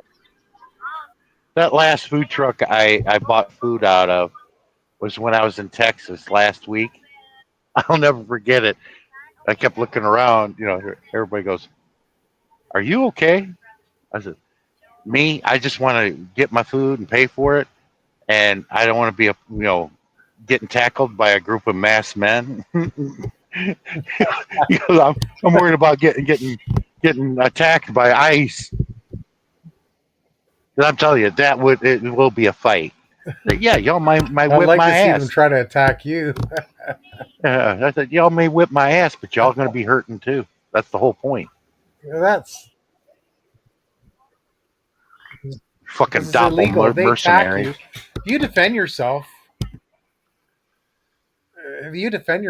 that's they just can't attack you.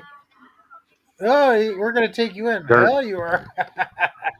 Oh, they're doing it to anybody and everybody. Yeah. Yeah, because they get get paid no matter what, right? They throw you in jail, they get paid no matter what, so they don't care. I'm telling them, I'll take my tire thumper and I'll bust y'all's teeth out with it, or I'll take my air pressure gauge and shove it up your ass. I said, one of these two things is going to happen to one of you. Yeah. I'm like, who wants to go first?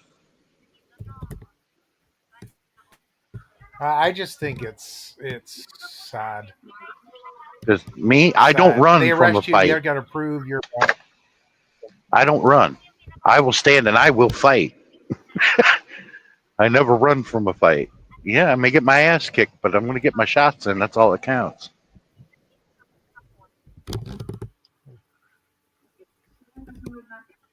Crazy.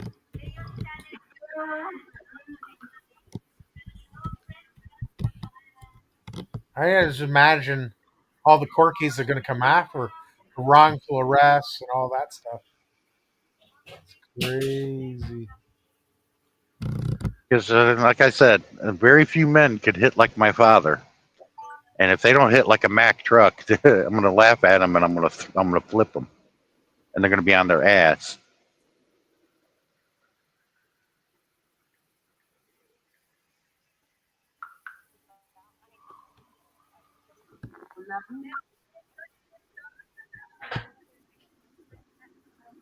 Plus, I'm too old to run anymore. If I wanted to.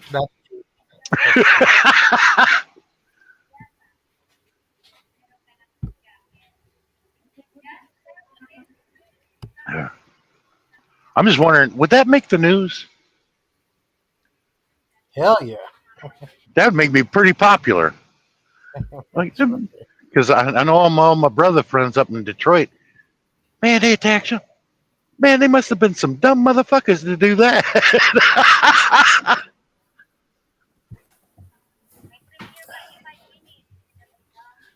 He goes, but they hauled him off to jail. I said, yeah, but about half of them got their ass beat. Was it worth it?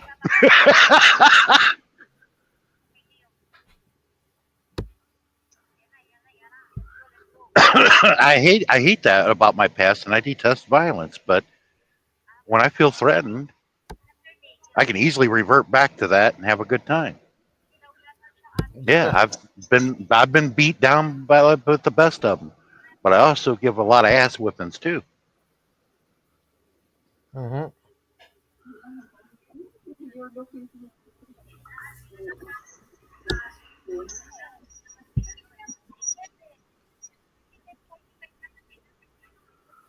I'll probably keep this at 2 hours and then call it a night. What are we at now? Hour 46 minutes. Nicely done. Yeah, but see, if Darren, you know how they wear all that body armor and they cover their face and all that other shit, and they wear the body armor and everything. Yeah. They're still, if you're smart enough to realize that you can do a lot of things to them, and yeah, they're protected, but they're still exposed to a lot of places that are heavy pressure points that'll put them on the ground. Yes. And my favorite one is attack the eyes. Ooh. Grab one, I'm gonna rip your fucking eye out, eyes out, and I'll do it. It doesn't take much to rip somebody's eyeballs out, and they don't protect their throat, and it doesn't take a very hard blow. You pop somebody in the throat, their esophagus collapses and they choke to death. So you better get your friend a tranky, or he's gonna end up choking to death. The armpits. Ooh. Just to take your finger and push into your armpit, and you can feel the nerve endings in there. You hit hard enough, it'll paralyze their arm.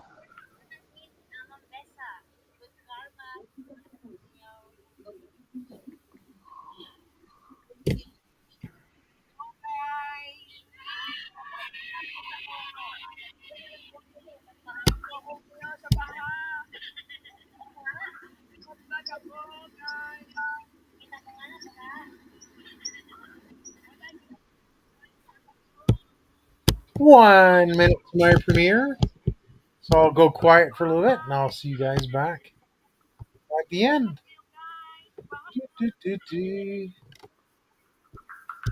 I'll be back.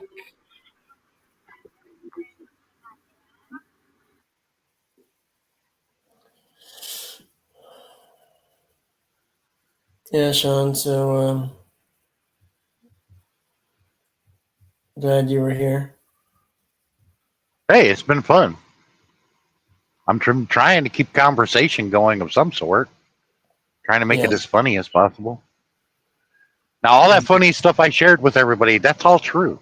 That actually happened.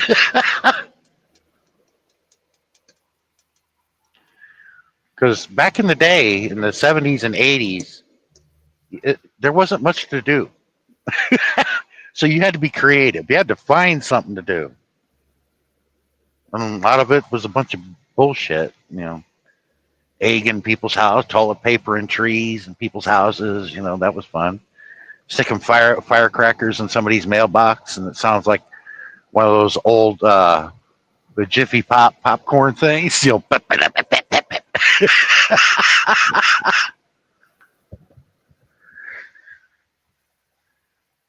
Yeah, the Jiffy Pop was a pan all in itself.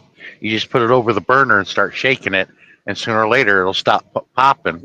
And it's a foil wrap, and it turns into like a bubble, and it's got all full of popcorn in it.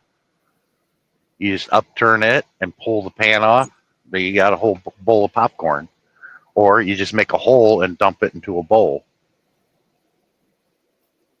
Come on, Josh. I know you've had Jiffy Pop, right? Yeah, I just don't eat popcorn now.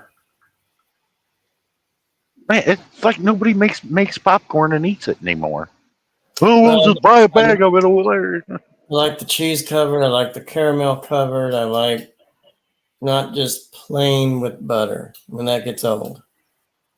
But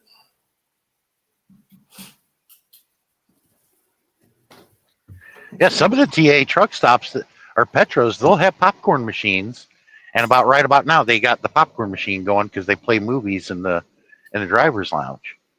And I'm like, I smell that popcorn. I'm like, what movie's playing?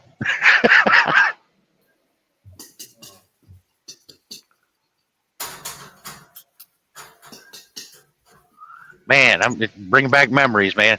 The old Redenbacher popcorn. The guy with the glasses, the old man. My popcorn's better. Which was true. You know, some of the kernels would, explode a lot bigger than your normal kernels, Orville Redenbacher. He still exists today, but he died long ago. oh, I didn't know Bruce was here. Sorry, Bruce. And we even got the microwave popcorn. I just got up here. How's it going? Where Oh, are you? Bruce. Hey, Sean. Now, I know Bruce knows what I've been talking about for the past 45 minutes. Brought back a lot of memories for Bruce. I know it has to. Well, I don't know. I wasn't here 45 minutes ago, so I don't. Well, I was talking about, back in the day, in the 70s and 80s, we had no internet. There was no cell phones. We had rotary telephones.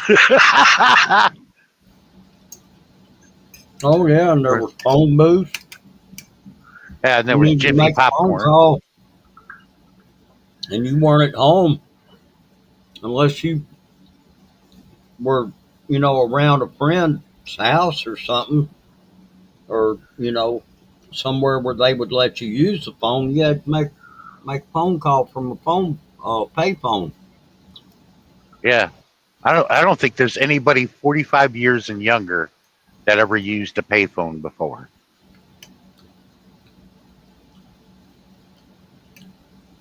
Well, let's see, 45 years old. And younger. Never witnessed having to use a payphone.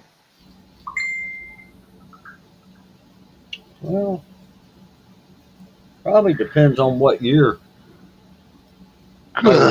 Maybe, where they live too. Yeah. Well, they born in the 80s when they became, the teenagers or in their early 20s. Cell phones were widely used then. When they were teenagers, they had beepers. That didn't last long. Yeah, I had a beeper when I was working at the planetarium. They gave me a beeper.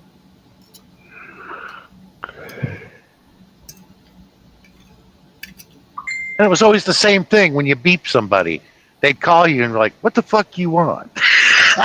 It was always the same. I'm like, man, does everybody respond that way? The only person that ever called that beeper to beat me was my late wife.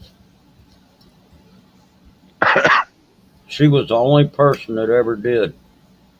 But I didn't get a cell phone until after she passed away. Well, actually, I did have a little flip phone, but I didn't keep it going, because I had a landline service. And the only reason I got the flip phone was because I went out of town. So I got me a little flip phone where I could keep in touch with the family. Yeah, I don't know if any of you know this. If you had a cell phone between 2003 all the way to about 2012, you knew when the NSA was listening in on your phone conversation. You want to know how you know it? Because like right now, if we were on a cell phone call back then, if you heard this, you hear that? Yeah. If you heard that and it was real light, they're listening to your phone conversation. Mm.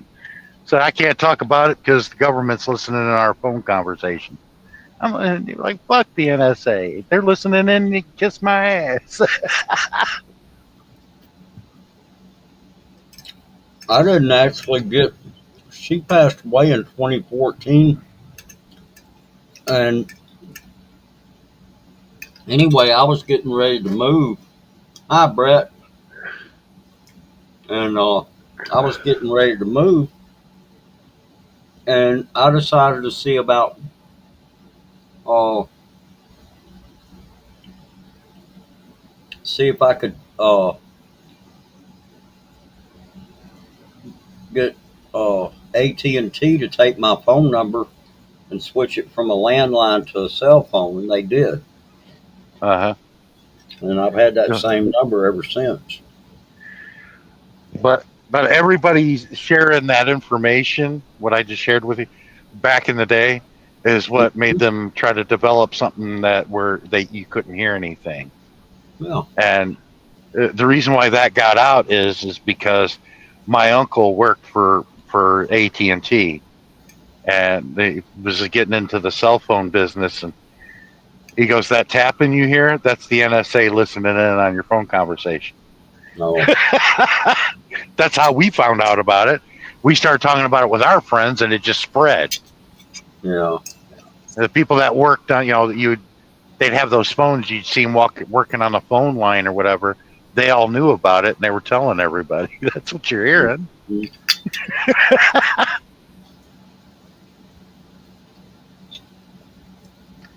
But yeah, I can remember back before they had computers and uh, PlayStations, Xboxes, Nintendos, a lot of stuff that's now that I don't know what these people are going to do if the day comes and they can't do any of that no more. I remember when it was just dial-up internet then. People would get pissed off. You call their house and it knocks them off the internet. Yeah, That was back in the 90s. I remember that. yeah. My first internet was dial-up. Internet. And I had a computer. It was a desktop computer.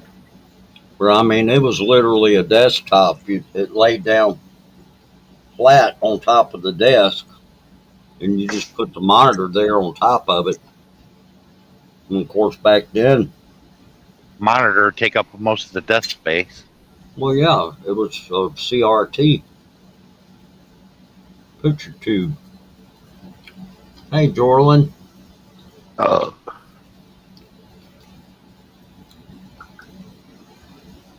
Yep. They didn't have the flat screen monitors like they do now. Nope.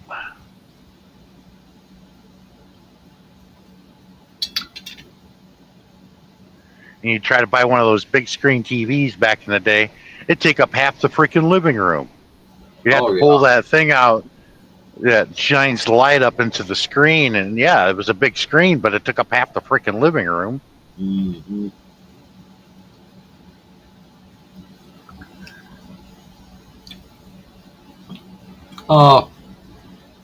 I'm doing pretty good. Josh, Yes, sir. you got somebody out here in the chat.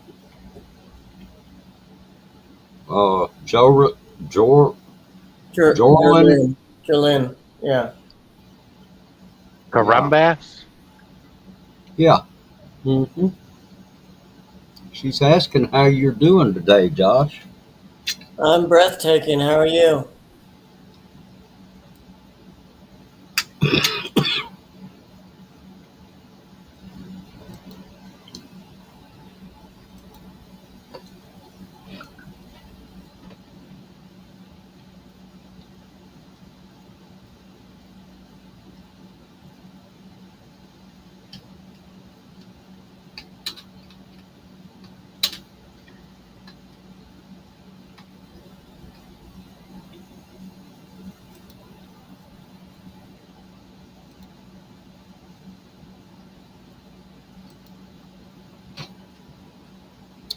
we seem to, I guess we're doing okay myself.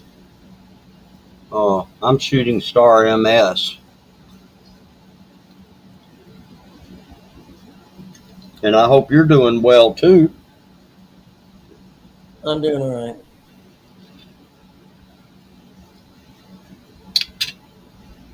Well, I was talking to your guest out here in the chat. Okay. Of course, yeah, I was wondering how you were doing too. But I haven't heard you say anything yet, so.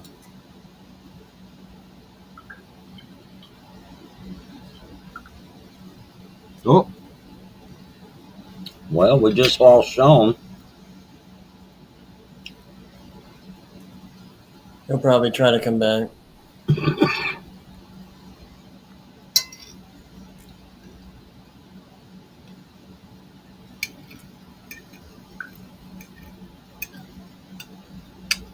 Well, anyway, I just got home a few minutes ago.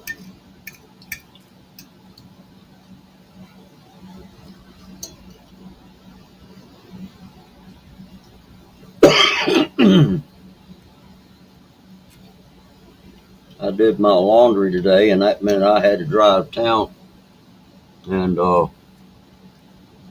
take my clothes to a laundry facility so I could dry them.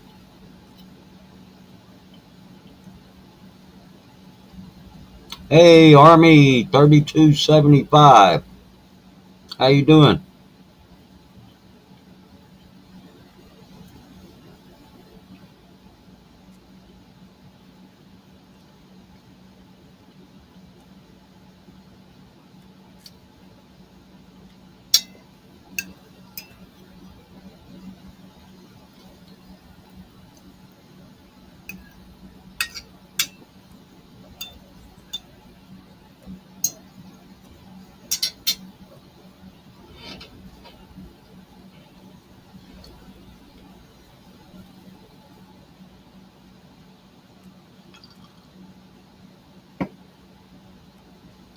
Anyway,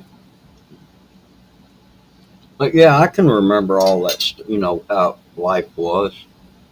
That's good. I'm doing good. I'm doing good, Army. Thank you very much. Yes, mega love shout out to you, Jorlin. Thank you very much. Salamat po.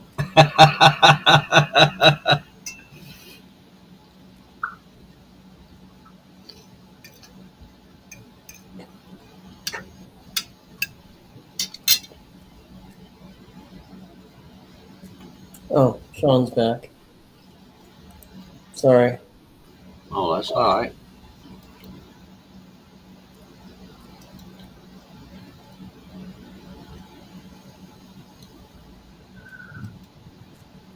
Welcome back, everybody. Hey, Army. Shooting Star. There's Bruce. Hey, Darren, how are you doing? I'm doing darn good. I was just promoting my third channel. Oh, Okay. yeah, short video. Does anybody know what that is in penis language? Army's saying something.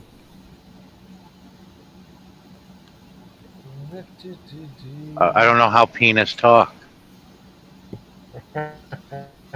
No, penis country, whatever. Only the only time it talks to me is like when it's ready for action. Does it look up at you too? Hey, Eds, mega love shout out. Oh, she can sing. He's amazing. He's amazing. Oh, Hey. Who's eating? Me, What are you having? not much. I said rice. Cajun food. No, Rice is life. Ooh, Cajun food. just some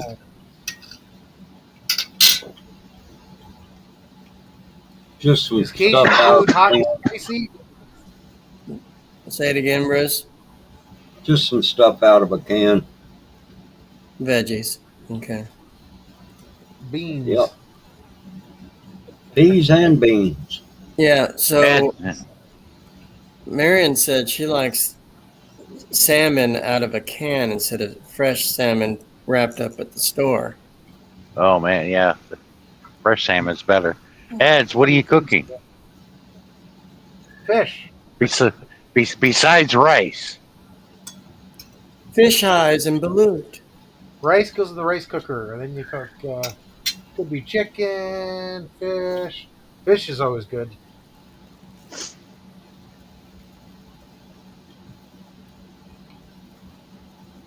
Army says I was stationed in Asia, and we worked in the Philippines constantly. We were there helping them fight the terrorist group Abu Sayyaf.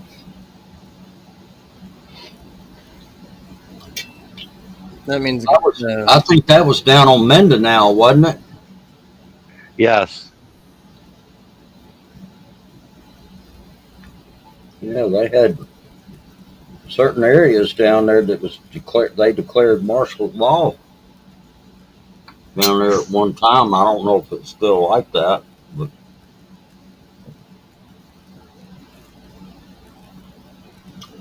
oh yeah, I'm sure they are.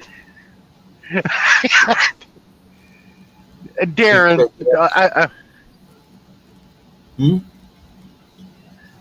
did you see the latest? Did you see the latest? You can find it on YouTube. I'm sure they probably have had it on the news. When Trump met up with Boom Boom Marcos. Yep. Hi, Jocelyn. Did you see the look on Boom Boom Marcos's face? He's sitting there. You know, I guess they already had their meeting or whatever they're going to decide economically. But Boom Boom Marcos was sitting there looking at him when he was going on about this spiel. He was just spitting off all these names, like people that used to be in our government, you know, almost over a decade ago. And Boom Boom Marcos is sitting there. You look on his face. He looked like you just caught him with a hooker on P. Burko Street. I mean, it's like, what's going on? Oh, I think I don't know how much, but people know the questions are always, always go back to the Epstein. So, Well, they were looking at the obvious, and I was looking at, how many people actually looked at Boom Boom Marcos when this was all going on. I guess I was the only one. I don't look at the obvious. I look at what other people don't look at, because sometimes you catch things that's like, that was funny. Yeah, I was looking at his reaction. He was just sitting there not saying a word. He's looking around at everybody like, is this guy crazy? But the look on his face was, if you caught him with a hooker on P. Burko Street, like, whoa. okay, Eds, I'm at Nut Tamsack 11, live in 26 hours. Okay, 2 a.m. Fine. Ooh.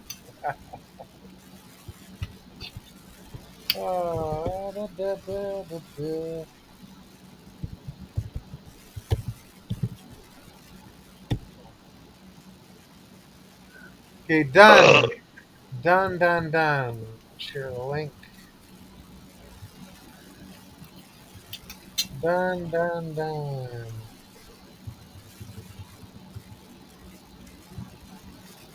But I realized Marcos had some leverage if he wanted to, and this is how I would have done it. They're like, you either lift that 25% tariff off the Philippines, or we're going to kick your military out and we'll invite in the Chinese. Yeah. 20%, not 25, 20%. Oh, I thought it was 25. No, 20. And what do the the Philippines export? Mostly rice. The Philippines is like the number two exporter of rice than any other country. Really?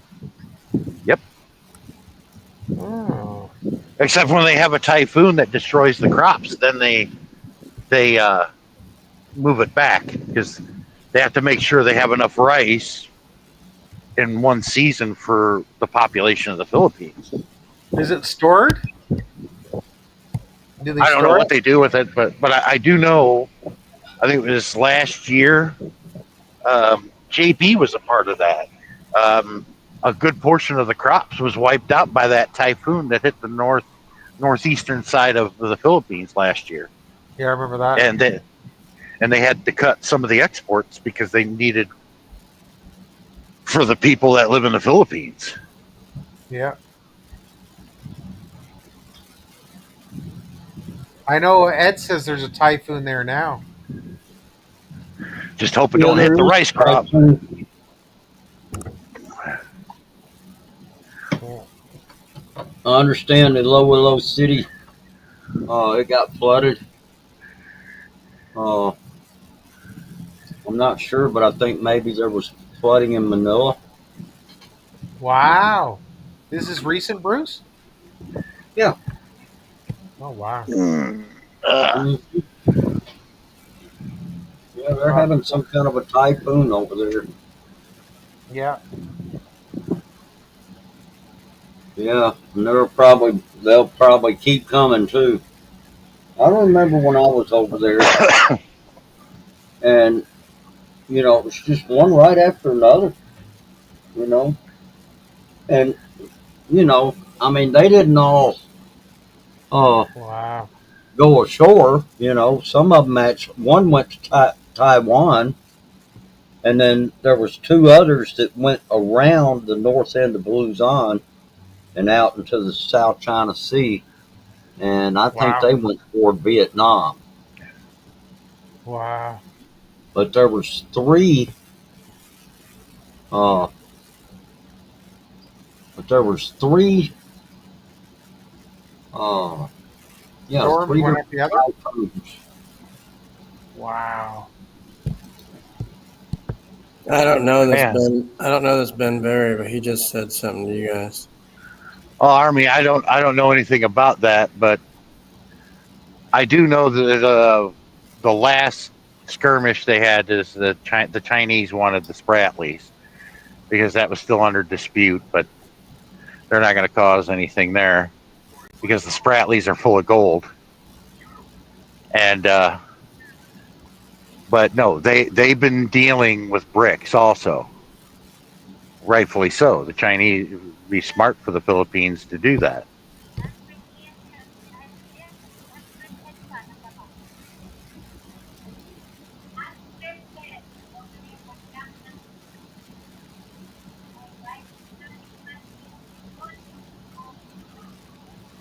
What is Bruce? What's Ben Berry saying? Who? Ben Berry. He's in the chat. The only thing he said was no one needs the U.S. failed nation. Nope. And I went over and I looked on the YouTube side, and I don't see anything over there. So, but you can see them here on the StreamYard.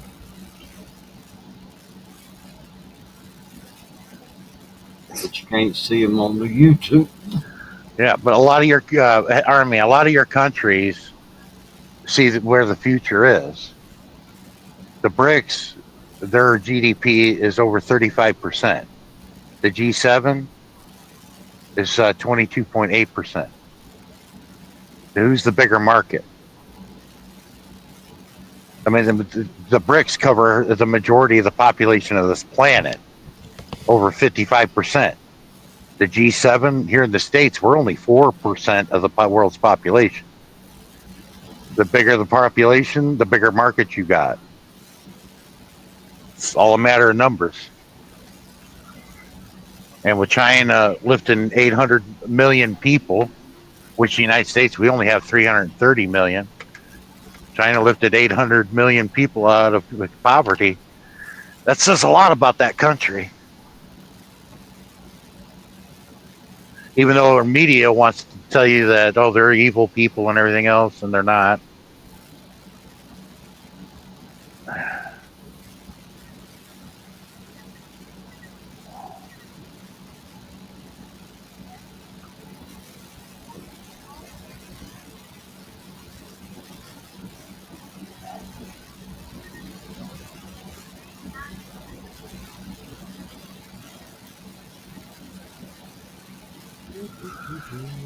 Army, I'm not. It's all economics.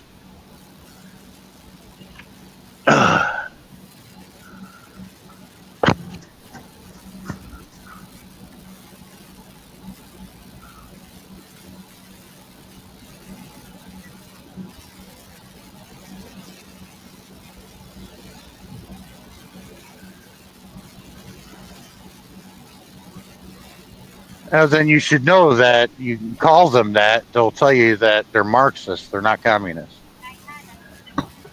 I'll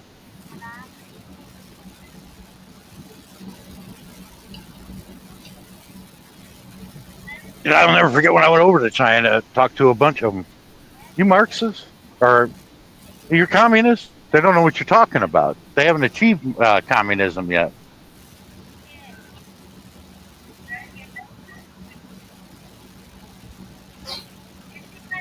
Well, you can't prove any of that. I've heard so much about it too, but it still doesn't prove that it actually exists.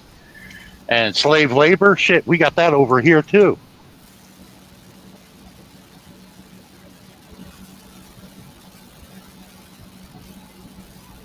Well, they'll tell you that they haven't achieved communism because nobody has achieved it.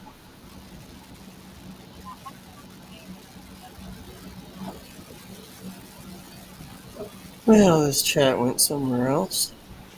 Well, I'm trying to explain to them that communism is not a government, a governmental system. It's an economical one.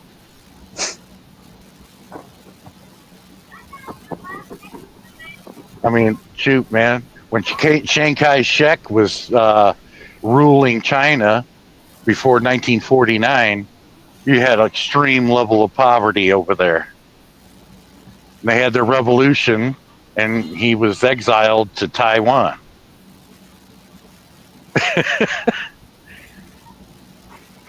And things changed pretty quickly for that country. Now, I may not agree with everything that they do, and I don't preach about it, but you have to recognize what they accomplished. Extraordinary.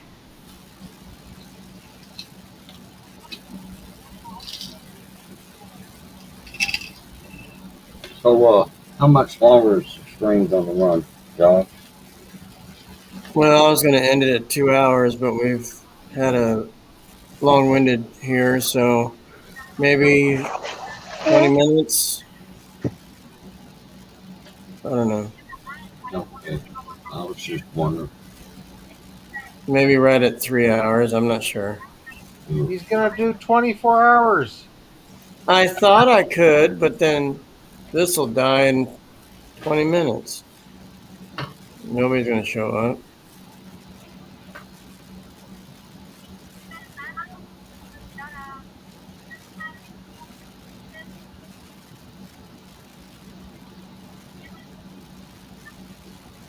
But I mean, don't fret too much because everything that we get into has been one blunder after another.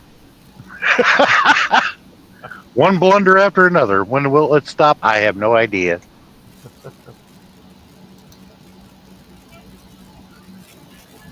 And the sad thing is, the people that are in charge knew it won't work, but they're going to do it anyway.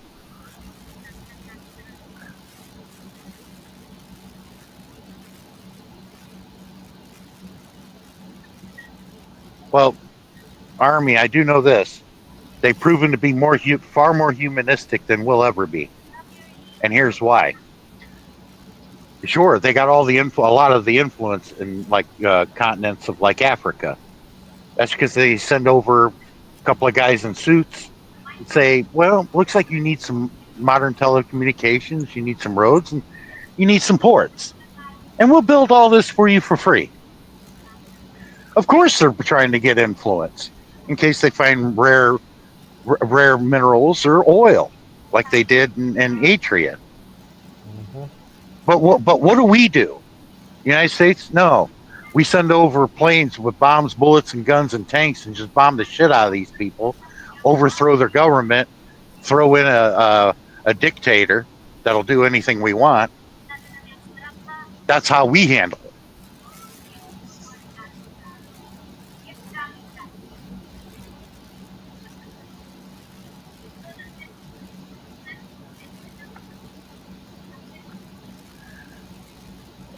See, I kind of figured that. That's totally illogical. Army, I would never talk to you that way. And when you talk about freedom, what does that mean?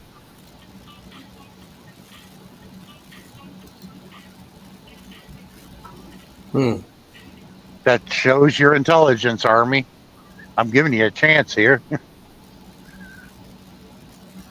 I know extremely little. Well, I've been to those countries too, and I just don't go see the sites and think that I'm an expert of that country just because I went and seen some famous sites. No, I talk to the people. I talk to the right people. I talk to businessmen. I talk to economics professors that are in my field.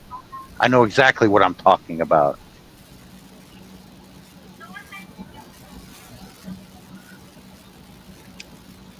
It's just you have to accept the fact and reality.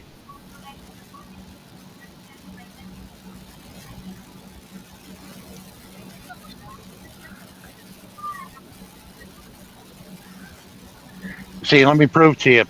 When someone throws out an insult like that, that means they have no argument. So they throw out childish insult like that, just to let y'all know. I've been didn't share nothing but knowledge.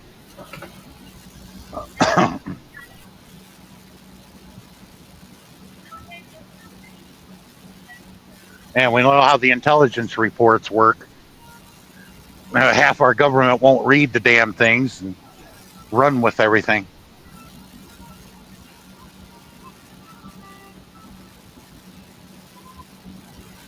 I don't need to ticket to China. I've been there a couple of times. I'm not indoctrinated. I see the world for what it is and the reality of it, not for what I want it to be, and been indoctrinated to believe and accept without question.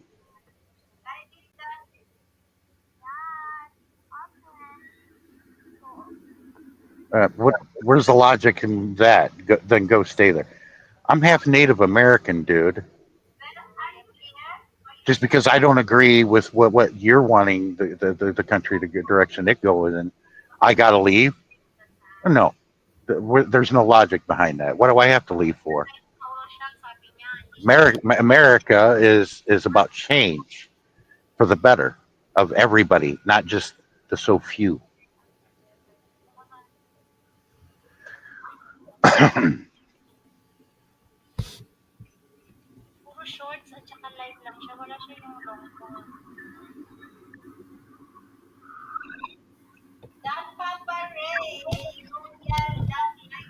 Then you, for one, being if you're a full bred, because I'm not, I'm a mixed breed.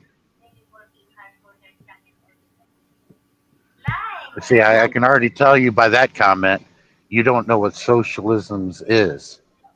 You say it in the singular. It's plural. That means two. Because the socialism in Finland is not the same as it is in Germany. It's not the same as it is in any other country that is socialistic. They're all different.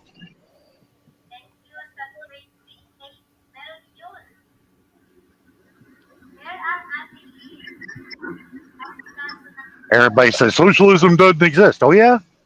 Well, the Finnish are the first of the latest ones, and they haven't looked back since. The Swiss, they've been socialist, 300 years? Working just fine for them. It depends on how you go by what you mean by that, because there's many different meanings behind socialism. The socialism that you think about, yeah, it's probably not going to work. And we were taught to believe it, except without question that, oh, it's bad, socialism bad. Well, just to let you know, more people died in the name of capitalism than any other economic system. The 2 world wars killed more people than any other wars combined. It was like what 100, 200 million people died in both of those wars, and those were fought amongst those were fought amongst capitalist countries. I rest my case.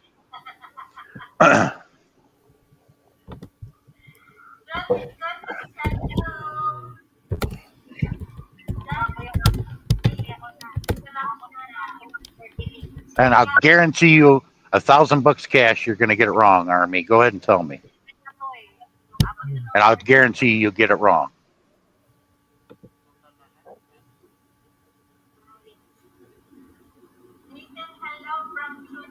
Back in 1914, that started the whole mess all the way up until the day we are today. Was not started by who you think that started it.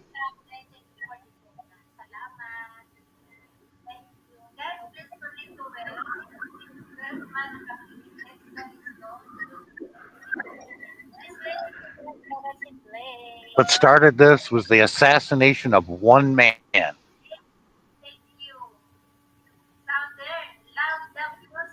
No, they weren't capitalists, but they were feudalists. At that time, Russia in World War when before World War One started, they weren't what you think Russia is. Russia was a feudalist country. It was ruled by a czar. And Germany didn't start World War One like you were taught to believe and accept. It was started by the Serbians. There was a Serbian that assassinated the Archduke Ferdinand of Austria, and Germany had treaty with Austria, and that kicked off the war between Austria and Serbia. And then Germany, with the treaty, had to go to their aid. But Germany was blamed for that war, which was wrong.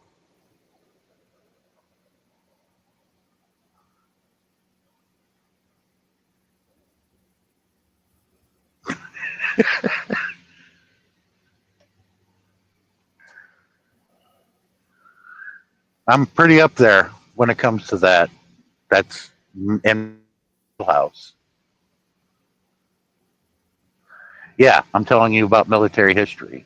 Why? Because I would read military information, things that people don't read that just rot in a library, in our national library, that people don't read.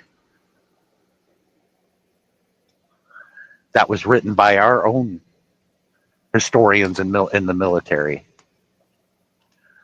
One of them, I believe, if memory serves me, was the 17th Army, one of the last outfits that Patton was in charge of.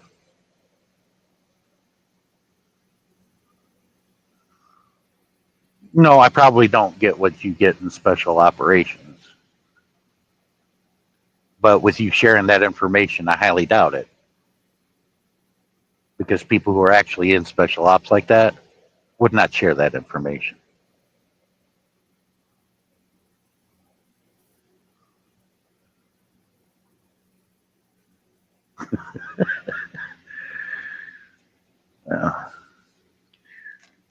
Well, if China was our ally in World War II, you do realize that, right? And why did they supposedly by some miracle become our enemy? That's because they're rivaling us and they're going to surpass us economically. So our government don't like that. So they got to demonize those people.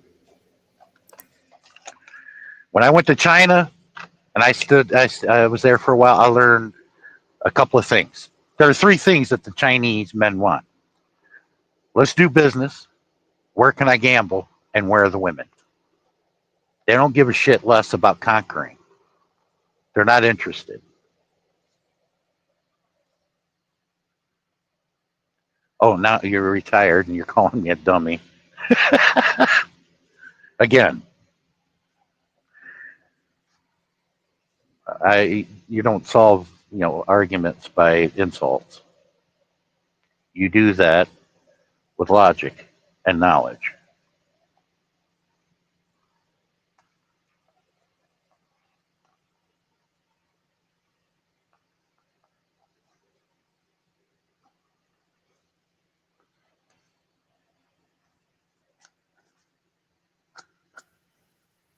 Oh, if you think I'm wrong, don't believe my word for it. Just go to the National Bureau of Labor Statistics and Economic Research. You read it on the internet.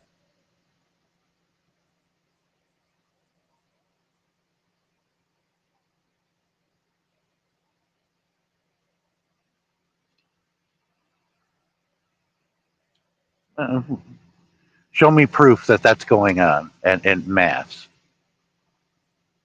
I just don't believe things like that because you say it. And some people maybe you throw up a story on the internet and you just believe it, right?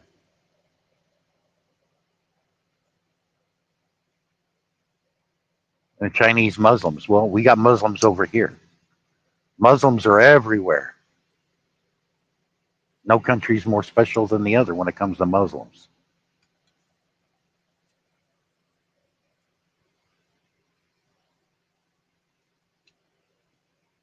And political prisons. How many did we have in Gitmo? And we demonized Muslims because of 9/11?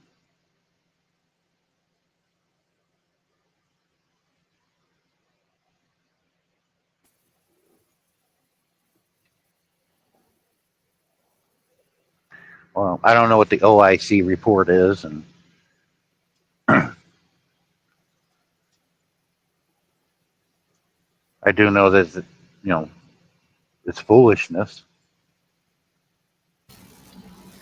Oh, excuse me just a minute, Josh.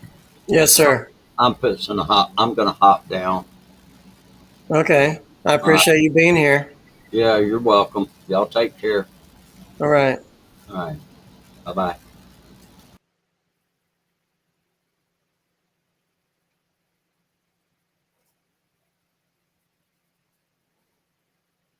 International court, you really want us to go there?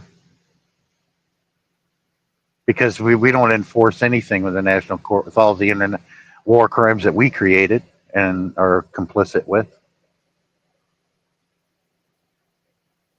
Well, we're just as guilty as they are because we're funding a genocide currently.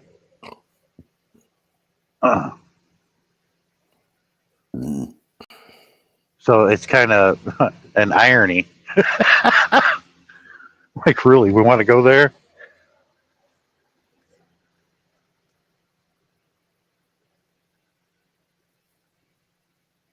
No, I didn't say that. You did.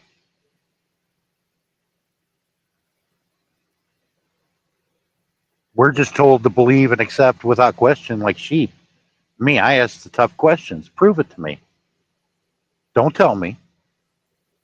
Because I believe belief and blind faith, I leave that to Jesus.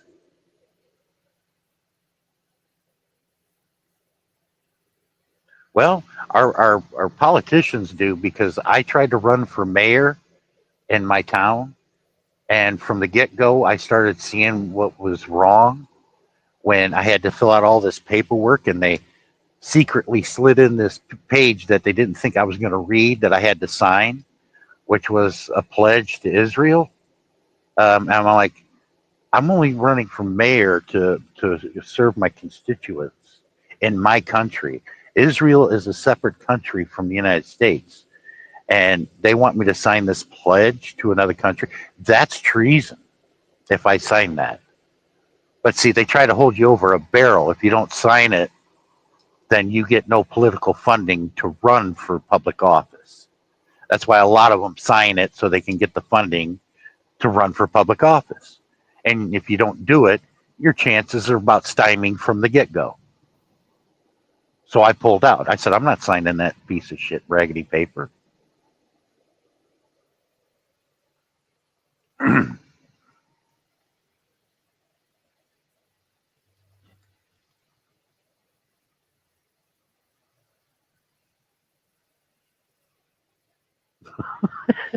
Stop voting for the terrorist group Hamas. Yeah. Well, what is the casualty report of the Israelis in the past year or two? What's the casualty rate? Next to none. What's the casualty rate to the Palestinians? A couple 100,000? Because I know that number is more than what they tell us in the news. Well, the casualty rate, if there's any, there's probably been injuries to the Israelis because they did something stupid and they injured themselves, but there hasn't really been a casualty list. So it's kind of like a one-sided war, if you want to call it that. One side has all the tanks, bullets, and guns, bombs, and planes, and what does the other side have? Rocks?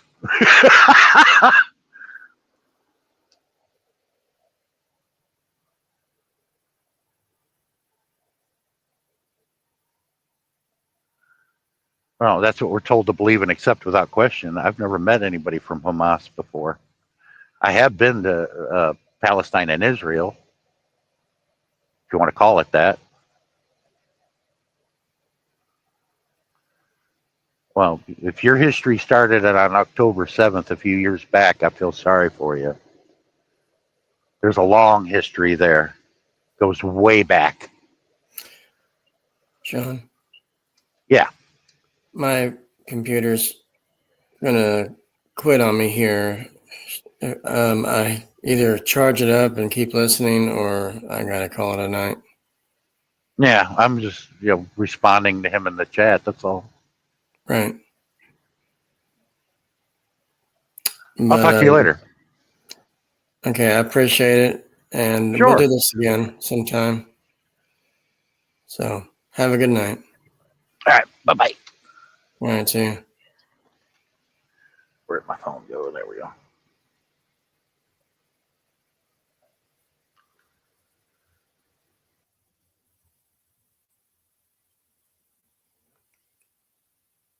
Darren, you still there?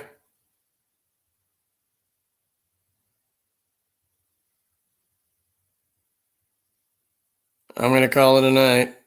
Army, thank you for being here.